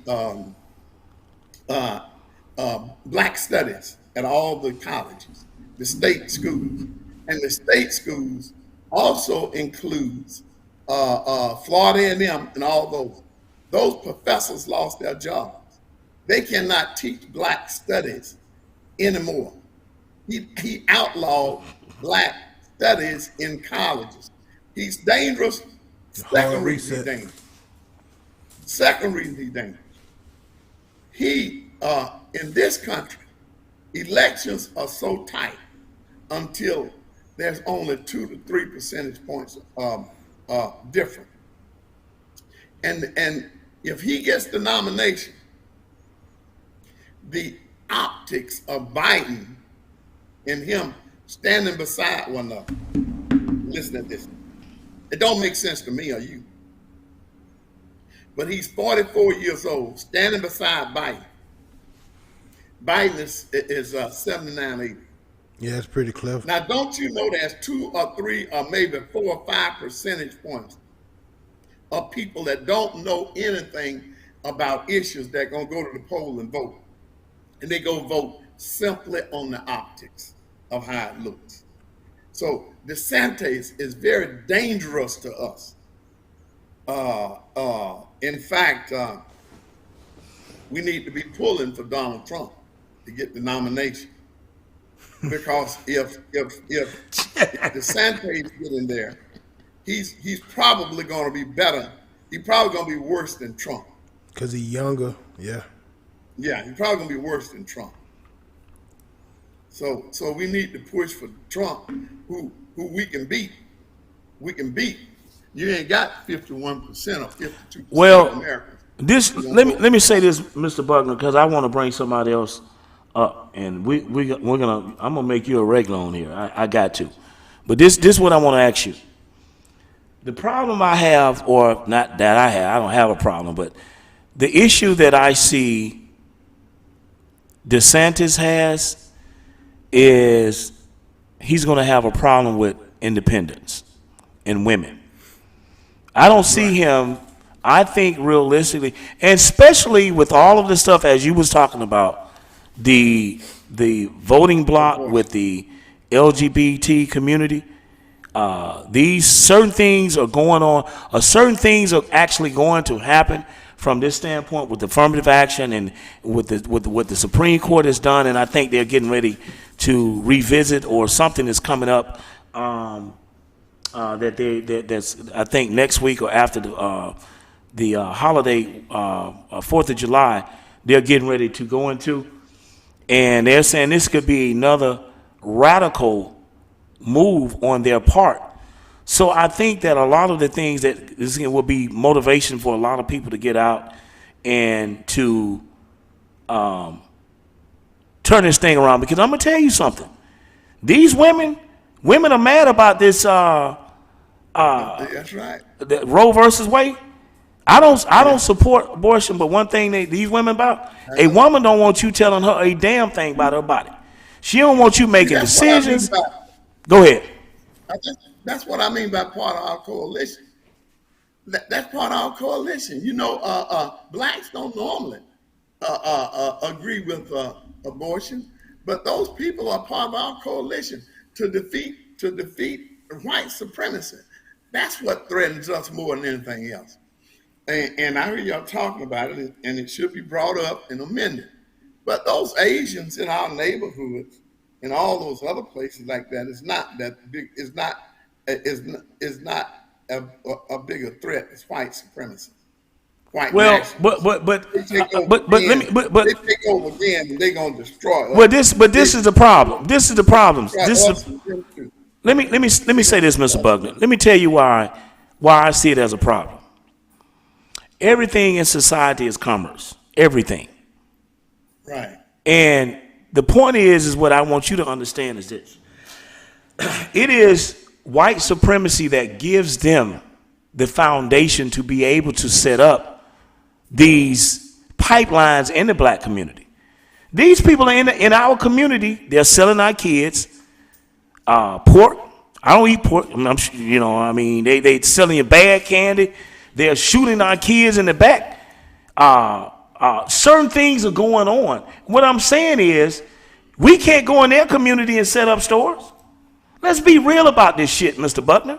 We can't go in their communities and set up anything where we're gonna take those intangibles out of their community and put it in, and they should not be allowed to do it in our community. And let me say this. Hold on, let me make my point. I'll give it back to you. This is the point. I tell people all the time, I used to tell my students, you can learn a lot from the animal kingdom. The lions run amongst the lions. The hyenas run amongst the hyenas. The leopards, the cheetahs, the wildebeest, they run amongst their own kind. Now, what I'm saying, I'm saying that to simply say this. This is how they eat. The cheetahs would never, or the lions would never allow the leopards to come set up shop in their community and take the intangibles out of there when the prize and the lioness, they have to eat. So what I'm saying is, we have to think along the same way, because when you have people coming out here that say, well, you know what, we're going to get with Edward Bloom, who is obvious what his agenda is, and he's behind. That's why I brought it. Most people don't know, but I dug deep to get his name. So people now, it's out there. This is the son of a bitch behind this situation, what you see. So he needs to hear from us. But this is the point. He allows this type of stuff to go on. So at some point in time, we have to say, you know what? You're trying to take the crumbs off the table. So if you're taking the crumbs, the very crumbs off of the porterhouse that you ate, I can't get the crumbs. Now we got an issue. Because guess what? I want to eat too. That's all I'm saying, Mr. Buckner. Well, let's see. I'm going to put it like this. These people have found a demand in our community. They have found a demand in our community. The reason why we can't go over in Chinatown and sell nothing because we have not found a demand in there. Well, these people, black people, could have done that. I told you, black people could have set up those shops in there, but they didn't do it. We can't get the financing. And these people come in. A lot of those people don't get it because they immigrants. Hey, hold on, Mr. Buckner. Hold on. Let me say something because I forgot to bring this out. Hold on. Let me say this. Hold on. I got something I want to say to you. There's a man, and I'm finna put this information out because it's information that needs to be said, and I forgot to bring it up earlier. These people of East Indian descent that have stores in the black community that make millions. There's a guy, and I know this to be fact, okay? And if need be, if anybody doubted me, I'll come next week with this information. There's a man that has a store downtown called a Right On Shop. He also has a store down there where you are in Montgomery on Bell Road, not Atlanta Highway. It's Atlanta Highway, right? And he lives on the Bell Road. You know what? Him and his family get Medicaid. He's a multi-millionaire. I know an Indian guy, East Indian guy, and these are facts. I can bring the information, so I'm putting it out. This guy lives in a house, $1.3 million in Wind Lakes, and down there in Montgomery where you are. And he has $2 million in cars. He get food stamps. His family get Medicaid. He's East Indian. When he come into these stores, whether it be the Costco or the Sam's down there, they want 2 receipts. But then they turn around and they say, well, we want to cut out affirmative action, or our kids can't get anything or black people are getting welfare. Hell, they getting welfare. I know this to be fact. They pushing me to bring some shit out that they don't want me to bring out. I am that man that will do it. I know this to be fact. I have the information. Well, what they do, Chris, is that the Asians and Koreans, they come over, and the people that have gotten ahead, that have these big pretty houses, they bring those other immigrants over because they do have kin rights, where you can bring them. I'm aware of that. Well, let me ask you something. I want to ask you something. I want to ask you a question. These are the people that go down there and get food stamps. Hey, let me ask you something, Mr. Buckner. Because they're not actually the recipients of that money. Those people. Listen, wait a minute. Hold on, Mr. Buckner. Let me ask you a question. Yeah. I want you to answer this for me. How does a man that have several stores in the city that you reside in, okay? He a millionaire. How's he getting Medicaid? How's he getting food stamps? I want you to explain that to me. I want you to explain to me, how is it that this man that's getting, hold on, let me finish. I know this to be a fact. I would never, listen, I would never put out disinformation on an individual. Listen, everybody out there watching my show right now, I am telling you what they do. I am telling you, I know this to be fact. This is a fact, a hard fact. Matter of fact, let me tell you how I know this. Go ahead. I'm sorry. Go ahead. Yeah, I was saying they normally bring their relative over. I get that. I understand that. This is the thing. They are tax exempt for 10 years. On a level of 10 years, they are tax exempt. But these are the individuals identifying themselves as people of color that are fighting against us, and they are benefiting off of the things that we've done. So a guy, a white supremacist like Edward Bloom, get with them, and they get Clarence Thomas and the other individuals that Trump put on the Supreme Court, and they go say, well, you know what? Let's overturn affirmative action. Let's overturn it, but let's keep affirmative action there for the military. See, so what I'm saying is, You're stirring the ant bed here. You understand? And that's what I know this to be. I know and I'm not gonna put this person's name out here. Well, you probably know. But what I'm They're saying always- is, everything that I'm telling you about, these are the people that are telling us. The same people are telling us to pull ourselves up by our bootstrap. They getting goddamn food stamps, Medicaid, and all this other stuff, and they can go put their hands on several $1 million that they made in the black community, and they getting food stamps. This is what this here, man, is just it's wrong. Chris, you have a lot of good examples of exceptions. There are 60. They voted. The Asians voted 65% with us, and it's going up. The Hispanics voted almost 75% with us against white supremacy. Muslims, all minorities are voting in higher numbers with the Democrats, with us, to defeat. Now, if we peel away those people, we dead. They have been trying to divide this coalition for years. The Republicans have been trying to divide this coalition for years, and they give us information. They give my son, who's about your age, and others, they feed us with this information to divide the coalition.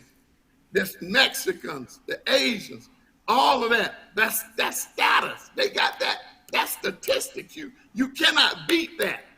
And those are real votes that are holding the Republicans out. And they have been trying to divide the coalition. And we have to bring these points out, which you are bringing them out. But don't forget the whole program. They are trying to divide the coalition, and we're trying to keep it together, because we, with 13% of America, maybe 15, when they count us right, 20 maybe, we still can't not defeat white supremacy. This coalition got to do it, and they know it too, deep in the Republicans. They bring out a lot of these divisions. I hear them all the time, talking about the Mexicans coming in and getting our jobs. Black people ain't working out there in no fields, picking oranges and all of it. And I'm not going to go out there. But they tell you in a minute, they come in and do this. What they're trying to do is divide us, because they know that the browning of America is going to come. And see, if they divide the coalition, they're going to win. They're going to win every time. We need that 65%. And that's why I don't come I'm let me say this, Mr. Buckner. I'm not going to rain on your 65%. But let me do this. I got to give you the last word, because I got to bring somebody else in, and we're going to wrap this thing up. Go ahead and say, give me your closing, please. Okay, my closing is this, and it is. You bring out good points. You and your producer do. Bring out good points about the differences in the minorities and how minorities may manipulate at times other majority. But my main point is the whole picture. Don't lose this whole picture. And that's how Trump got in there last time, because the Bernie Sanders folks and the Bernie or bust lost the whole picture. The picture. Don't forget about the holistic opportunity and the mission. See, I was in the military, and we had side things like this, but our mission is front. Our mission is to defeat Clarence Thomas and those 6 Ku Klux Klansmen on that Supreme Court, if we can. We have to defeat Donald Trump. We have to defeat white racism and superior and white supremacy. That's what we have to defeat. And that's my last comment. Well, Mr. Buckner, listen, always a pleasure. We'll do this again, man. We got some other stuff coming up. I'll reach out to you. I appreciate you. It was last minute. Appreciate you coming on. You enjoy your holiday weekend, and be safe out there, and we'll be in touch with you. Thank you so much for your time, sir. Okay, bring on that time. Thank you, sir. Good show. All right. So, people, what we're gonna do is we have. What's the name? We can jump right into it. Okay, yeah, we got El DeBarge. He's there. Yeah. And Kiki gonna jump on What's going on? What's up, my mans? Man, another day, man. Man, why am I? Oh, there he is. What's going on, brother? What's up, man? What's happening? All right. Yeah, so we had on a diehard Democrat. I don't know if you know Mr. Buckner or not. You are the complete opposite of that. We want to be fair. We want to be balanced. And I'm going to give you the same time, the opportunity to bring out what you need to bring out. And I got some questions I'm going to ask you. That being said, why? Oh, let me go back. You've seen what happened with the affirmative action thing. You told me earlier, you said that it should have never been passed, correct? That being said, L, what I want to ask you is this. For the ones out there that don't even want black people or black and brown people to have crumbs, what is the conduit? What measure needs to be put in place for these people to be able to just get the basic crumbs? You got the floor. All right, so I don't want to frame it as being we're getting crumbs, because let's like there's a whole part of history that gets skipped over. I don't want to. So your guest earlier, y'all mentioned it briefly, talking about like Black Wall Street, and Black Wall Street was a place that was thriving, all right, and then it was destroyed. But what people don't really understand is that Black Wall Street got rebuilt about 5 years later, and it lasted for about another like 40 years, okay? And it hit its peak around 1940, 1941. That gets forgotten about. So that's a part of history that black people were supposed to be oppressed at that time. And we're talking about they were thriving, not only at Black Wall Street, but in Harlem and other places as well across the country. So this was prior to affirmative action. They didn't need affirmative action. But then affirmative action comes up in the 70s and it gets passed. So the narratives changed. It went from blacks knew all we needed to do was get married, have a family, raise our children the right way, to love God, and serve other people, and love where they live. That changed. So when affirmative action, the whole 70s, the 70s just was a downfall of black people in America, just to be real. And that's a deeper conversation we can have that in another time, but affirmative action didn't do anything to help black people. All it did was further put a divide between black people and the rest of America. Okay, so hold on. Let me ask you a question. All right. So you made two relevant points. One of the things you mentioned was Black Wall Street, and I'm all for that. I'm all for this. If you listen to the show up until this point, brother, I simply said that we should go back to that. But this is the problem. I don't think anybody out there is unaware of what happened with Black Wall Street. So when you start talking about divides, we're already divided. This is the thing.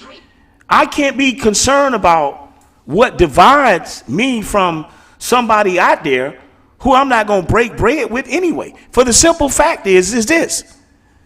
If I'm out here playing by the rules, I'm playing by the rules and I know that I'm qualified to do something, there has to be something out there to make them do what they're supposed to do. I'm a taxpayer. This is the whole thing. You have the federal government that supersedes state government. Then you have state, you got county, and you have municipal. Okay? So what I'm saying is something has to be in place to make certain people out there do what they're supposed to do. That's the purpose of a red light, as I stated earlier. A lot of people will run through the red light. But the thing is, a red light is there. When you see the red light facing you, that means you stop. When it's facing me green, that means I go. There has to be measures put in place to make them do what they're supposed to do. I'm not against them, but I'm against anybody that's against me and mine. I'm going to fight you tooth and nail. And the point is what I'm saying back to, and I'm going to give you back the floor in a second, but let me make this point. To the point of Black Wall Street, I'm for that. I don't think, as I told Mr. Buckner, I don't think that these people that are in our community, milking our community, should be in our community. There's a divide. Those people don't hire us back in our community. You will not go into an Asian restaurant in the black community and you see blacks in there working. You will not go in an East Indian restaurant and see black people in there working.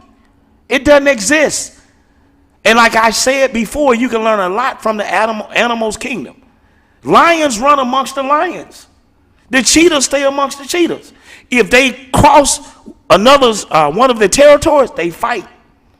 So what I'm saying is, you make a great point. I agree with you. But if you're taking my tax dollars, something needs to be in place so that the people that are out there running these corporations do what they're supposed to do. With that being said, you have the floor back, sir. I agree with what you're saying about when it comes to individuals from other countries coming to America, and they come, it's always weird because they always come straight to the black community and then they set up shop. And personally, I don't have an issue with those individuals coming to do it necessarily. My issue is the people who come into the country and they're not coming here legally, they're coming here illegally and setting up shop, and they're able to just milk off and do everything that you just said. But to your point about like the East Indians or those from whether it be China or Korea or wherever, and they come and they set up their nail shops, their hair shops, and that type of thing, and make money off of the black community, that's the black community's fault. Because black people we're already being raised here, we're being born here, raised here. We already know the community. You know the community that you grew up in. If black people had the mindset to be educated, to want to learn more, to do the right thing, and they built their own shops, nobody's stopping them from doing that. Like, there are plenty of places in Montgomery that's run by black people. There's doctor's offices, dentist offices, all type of places. So it's not like it's not out there, but the issue is black people as a whole don't take control of these things. We tend to spend money, but we don't really keep that money in the community and build up with the money. It's all about spending it to somebody else. That's a black people problem. A white man, that's not the East Indian problem. Other people just do what you allow them to do. So this is the point, L. Okay. All right. So let me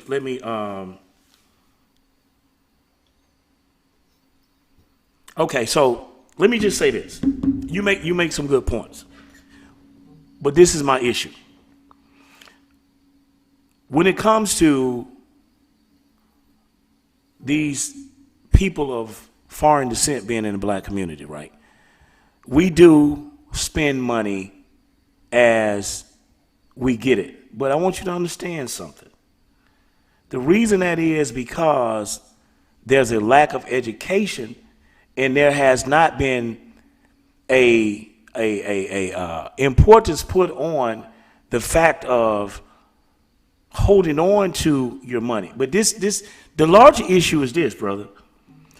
The larger issue is when we go to these financial institutions, we can't get the money to open up stores in our community. Yeah, if you're a doctor or a dentist or attorney, that's basic. That means, yeah, you got that. I'm not talking about that. I'm talking about grocery stores. I'm talking about the stores. I'm talking about nail shops. I'm talking about, I know people, Brother L, that I know to be fact have went out to acquire the financial means to set up stores in their community. Guess what? Banks won't loan them the money. But guess what they will do? They'll loan them the money for a vehicle. They'll do that.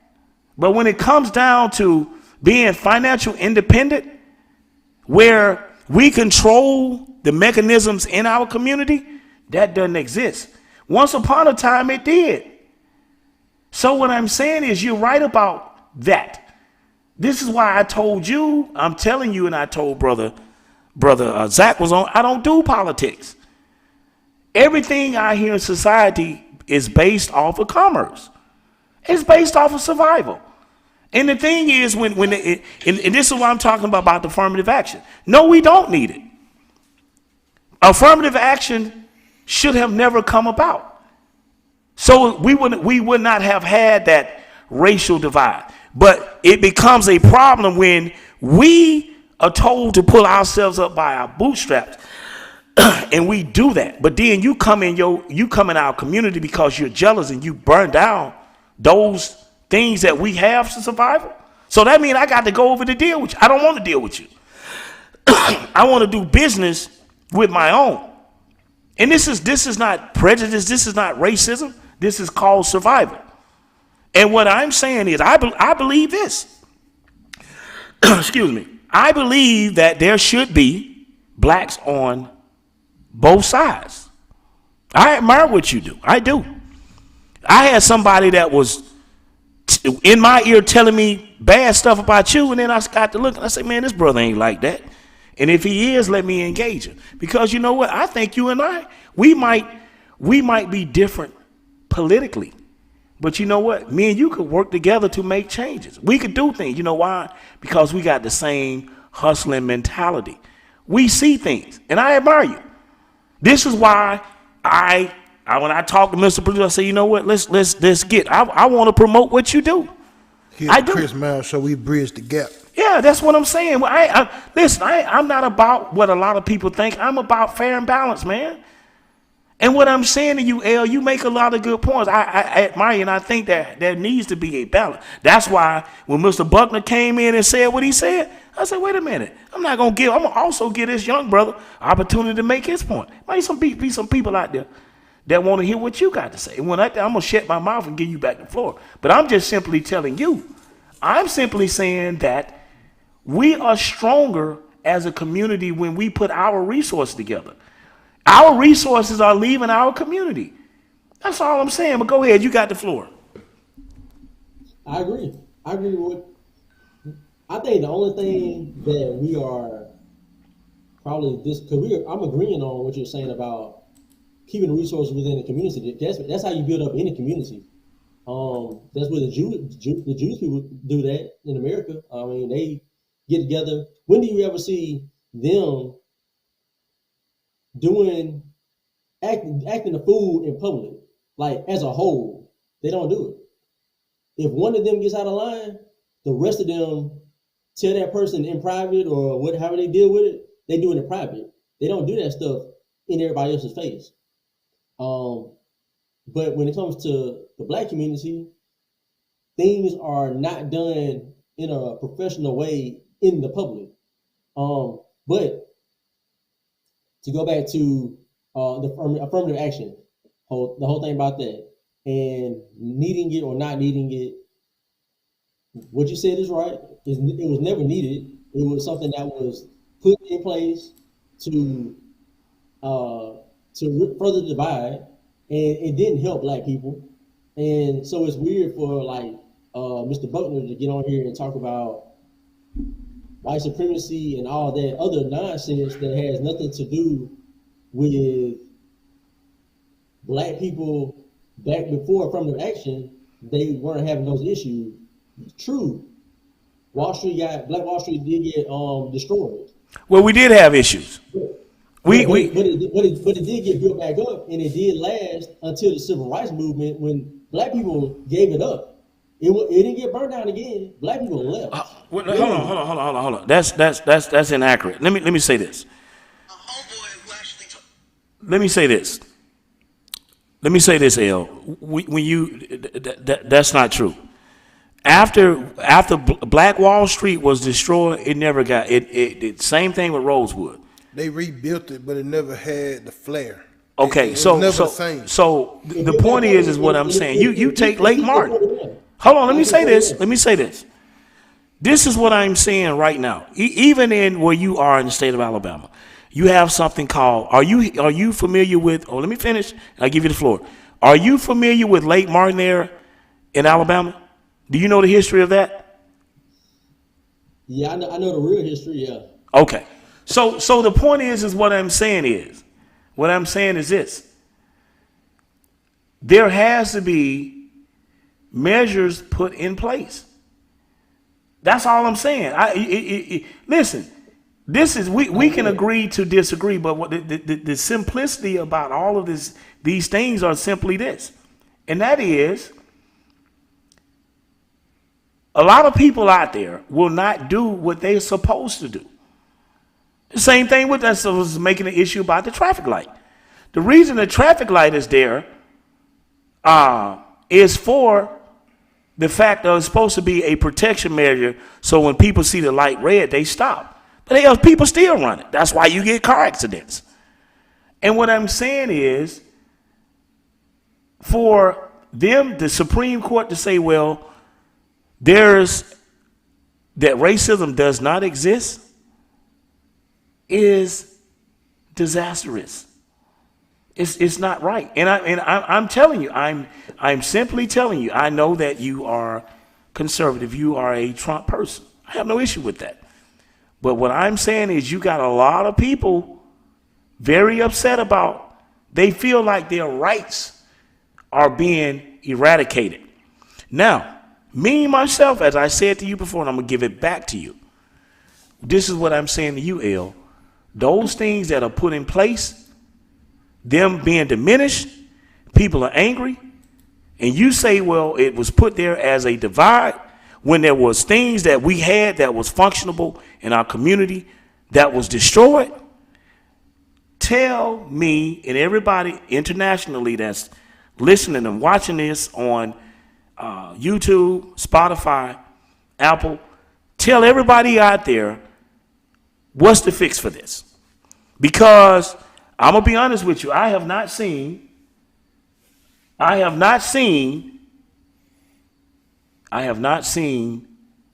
the answer. And I don't have the answer. So maybe you do. I'm going to give you the last word, because we got to get ready to wrap this up. But go ahead and do your thing, brother. Okay, so when it comes to fixing, like, affirmative action never should have been in place to begin with, and the ruling was in regard to college admissions. So it was about Harvard. This whole affirmative action debate that's going on right now, this all goes back to Harvard University of Harvard, however it's called. They were openly discriminating against Asians. Now, what they were doing was they were allowing blacks and Hispanics, etc., to get in on lesser standards. The Asians were having higher test scores, they had higher GPAs, and they were being told they're not allowed to come in because of the other factors that they looked at, like I guess like more like social factors rather than academic. But it's college, so it's academically driven. But That's where all this stem from. So in that aspect, the answer is fixed because it never should be. Going to college should not be a thing based on your race. It should be based on your performance in high school. What you did for the community. It's a lot of factors that go into it. Hey, L, hold on. Yeah. Because you, I know where you're trying to go, but you're dealing with an old school pro here. Hold on. You say it's about race. Why was Black Wall Street burned out? See, that's a whole deep. No. That's answer the question. Why was it burned down? It was burned down because you had blacks on one side, you had whites on the other side. They didn't agree with each other. Okay, no. Come on, let's be honest, brother. It was. No, hold on. Hold on, L. It was burned down. Black Wall Street was burned down because of race, brother. Let's be honest with each other. Now, let me finish. I'm gonna give it back to you. This is what I'm saying. This is why I mentioned about the HBCUs. I have no. If they want to say that they GPAs are higher and they can't get into these schools, okay, fine. Y'all let them, the Asian and the whites go to school together. That's fine. What I'm simply saying is get the fuck out of our community with your stores. That's what I'm saying. I don't have a problem. Go to those. You want to go to Harvard? You want to go to Yale? Fine. Get the fuck out of our community with your stores. Don't do commerce in our community. I can say it. Now hold on. Let me finish, Mr. Producer. I can cook orange chicken. Let me say this. What I'm simply saying is this. If this is what it since this shit is about GPAs and all of this stuff here, because we can't sit here and pretend that this shit does not exist when we know that it does. Black Wall Street was burnt down because they was jealous of the progress of what black people were doing. That's why it was destroyed. And every other conduit that we have had. I'm simply saying is this. You can't pretend that these things don't exist when we know they exist. So, since it's based upon what they say it is, I have no problem. So that simply means this. Don't come to our community, University of Alabama. Don't come recruit our kids no more to go play ball at Alabama. Auburn, don't come there. Georgia, SC, Oregon, Texas, don't come get our kids out of our community. All our kids go to HBCUs. What you do, since it's about GPAs, go get the Asian kids, let them go run the football, or come up with the spelling bees. This is what I'm saying. If this is what this truly is, if this is why I'm saying, L, if you're gonna come on here, let's be like I told Zach the same thing. Zach want to come on here and talk about. No, I'm telling you the same thing. It is simply about us. We got to eat, bro. I got grandkids growing up. I don't want my grandkids, and my grandkids are smart. They're very smart. I work with them, and I tell them the truth about what's going on. So what I'm saying is we have to be honest about this. Once again, I'm going to give you back the floor since you didn't, and I know what you're doing. I understand.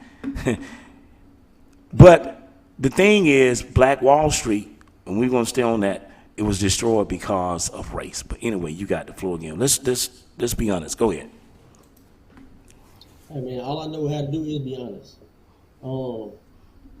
The whole thing about Black Wall Street, again, it was not a thing about, look, if it was solely based on race, I want everybody to hear me very clearly. If it was solely about race only, then how come these other areas in America that were black-run areas throughout the country, why weren't they all destroyed too? If it was about race. What do you mean? Are you lost me with that? What are you talking about? In one specific area of the city. So what now? What are you saying? Oh, give me that again, I'm sorry. Okay, I want to be clear. If it was about race only, then how come Black Wall Street, Rosewood, was the only neighborhood that got destroyed the way it did? You had Harlem, you had other areas of the country where blacks ran their own businesses, their own city, own districts in the city. Those were destroyed. Okay, well, you make a good point, but let me tell you what happened. Since you went there, let me tell you what happened. You know what happened? We integrated. Integration. Listen. Let me finish. Integration destroyed us. Okay, and this is the thing. No, if you go back in time and you come forward, what you understand, I'm gonna give it to you. What you understand is, when all of these things came about, what destroyed us, the education and all of this stuff here, how we, started to ingratiate ourselves into mechanisms that didn't work for us, it was because of integration. That's why. So now, and not only that, what further helped to bring the divide was the fact that the same federal government that we're talking about, that gives us this two-party political system, they ran highways and byways through the black community that cut us off financially. So by doing that, that gave these other people who now are talking about GPAs the opportunity to come in to milk our community. And they come in and milk our community, and their kids go to the best schools. They go to the Yale and Harvard. And what I'm saying is, the United States government knows that they fucked over us in the process. So the affirmative action was a tool that was there to say, oh, look here, we know that we ran the highways and byways through their community, so let's give them some crumbs. Now they're taking the crumbs away. So this is the point. So what I'm simply saying to you is that what we see happening now is that even the little things that we've gotten they eroding those things away. But I'm gonna give it back to you. Hold on. Mr. Buckner said Harlem is in New York, not the South, where they destroyed Black Wall Street. Exactly. So what I'm saying is, and guess what? We know this to be fact. The same government put drugs and things in the black community, which you are not going, you're laughing. So go ahead, make your point. Which was that? I'm laughing because to say that Tulsa, Oklahoma is in the South is crazy. That's not even the South. That's Midwest. But anyway, what you just said about the whole integration thing, that's 100% on point. I've been saying that for like a while now. There was no problems prior to the civil rights movement. I like earlier I explained, like there was a whole period of time where black people after slavery, they had their own communities, they had their own schools, their own land, etc., etc. That was without affirmative action. That was without integration, civil rights movement, all that crap that came. They didn't need it. Fast forward, the civil rights movement happened, and you have all these other laws, welfare state, affirmative action gets passed, Department of Education got took over by the feds. Let's not forget that. That happened in 78 or 79 under Carter. Those things got put in place, and they destroyed. They pretty much they were the initiators. They were the stimulants that destroyed a lot of black communities, a lot of communities in general, really, because there are other communities too that got impacted as well. Like if people don't know about it, there's areas of Appalachia, they call Appalachia, where it's white people, and they're like beyond living slums. So it's not just black people, but the feds they're not good for anybody. They're not on the side of anybody, whether you be white, black, whatever. They're not on your side. They're about power and control. Let me ask you this. We got to wrap it up. I got to get ready to get on this road. Let me ask you something. Let me ask you something real quickly. This is what I want to ask you. You're a Republican, correct? Yep. Okay, this is what I want to ask you. What is a Republican, for the ones out there listening, what is the Republican answer let me go back. So what do the Republicans have to offer And what can they do? For everybody out there listening, what can the Republicans offer blacks or people of color? What can they offer them that the Democrats are not? So this is what I want to say. We can't go back and undo what Black Wall Street was and all these other things that have happened. We can't do that. But moving forward, why should the people watching this program vote Republican? I'm going to give you the last word, and we're going to close. All right, so you got lower taxes, conserving family values. So that means putting all that LGBT stuff to the side. Zach Butler and all those Democrats, they want to align black people with LGBT agendas, and it's totally different things. But anyway, Republicans are less taxes. They're gonna give you family values. They should be conserving things, not progressing us into a like demonic in a area where it's not good for anybody, whether it be black, white, whatever. Republicans, see, I'm not one of these new guys, these new wave Republicans that are coming out now, where you can't tell the difference between a Republican and a Democrat. I'm of the type where the original belief system of Republicans, 1854, when they got started, like it was about God, family, country, and so everything that you do needs to be in line with that. What Democrats push is everything that's against the black community, the white community, Asians, Hispanic, everything. If you live in America, they're not on your side. They're putting you in harm's way, and it's not fair, and it's wrong for any individual to get on here and talk about the Democrats are for black people. Since when? Black people started the KKK. The Democrat Party, the KKK. They did Jim Crow. They pushed abortion to the 8th, 9th month of pregnancy.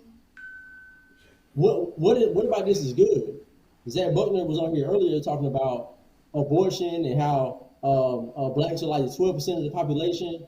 Yeah, we have black people have not grown in population because abortion gets pushed by Planned Parenthood and other groups, and that's Democrat funded. That's not the Republican side doing that. The lady that started, Margaret Sanger, she was on the Democrat side, not the Republican side. So Margaret Sanger was a white supremacist. So it doesn't. She was a white supremacist that, on either side. Hitler got his eugenics program from they were working together. You're right about a lot of things. What you're saying. This is what I'm going to do. In 2 weeks, if you will, because I got to get on the road. In 2 weeks, I'm going to talk with Zach. Are you willing to come on the Chris Miles show with Zach? Sure. I'm sorry, say again? Yes. Okay, sure. All right. So in 2 weeks, Mr. Producer, calendar, 2 weeks, Mr. Buckner's listening. I'm going to let you two go at it. I'm going to let you all, because like I say, I don't care. I'm going to let you and him have at it. I'm going to come up with a list of questions, and I'm going to let you and Zach go at it. He was just talking about Ron DeSantis and Joe Biden. So this is not to disrespect Mr. Buckner. I love him. I love you too, brother. But what I'm saying is I'm going to give you guys an opportunity in 2 weeks to have at it. That being said, give me a closer and we out. Well, I want to end by saying shout out to you. Thank you for having me on again. I appreciate it. I don't take it for granted at all. And if y'all will, man, come over, check me out, Left to Right USA on Facebook, on YouTube, and Rumble. And I do my own show, the Captain's Quarters Show. Y'all can tune in with that. Yeah. We support it. But you know what I'm going to do? I'm going to give you an opportunity. I'm going to give you and Mr. Buckner, like I said, opportunity to come on the program. But we're going to promote this. We're going to promote this, right, Mr. Producer? Come on, give me something before we go. No, man, I'm saying I enjoyed the show, man. I enjoyed both the guests, man. very educational. I see points from both sides. Yeah, exactly. Both of y'all have made extremely good points. And 2 weeks from today, we're gonna put some commercials together. You got any content you want to send me? Send it. You are admin on the page, so post away. Do your thing. We got to go though, man. Hey, listen, it's been fun. I want to thank everybody for tuning in to the Chris Miles Show. Give me something, L, before we go, man. Come on, man. Give me something. Okay. All right, he's going. He out of here. Okay, anyway, we're out. We'll catch you guys next week. Same time, same place.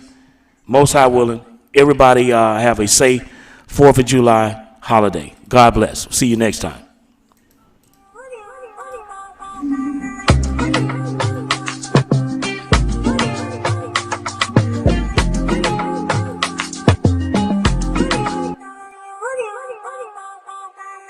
Thank you.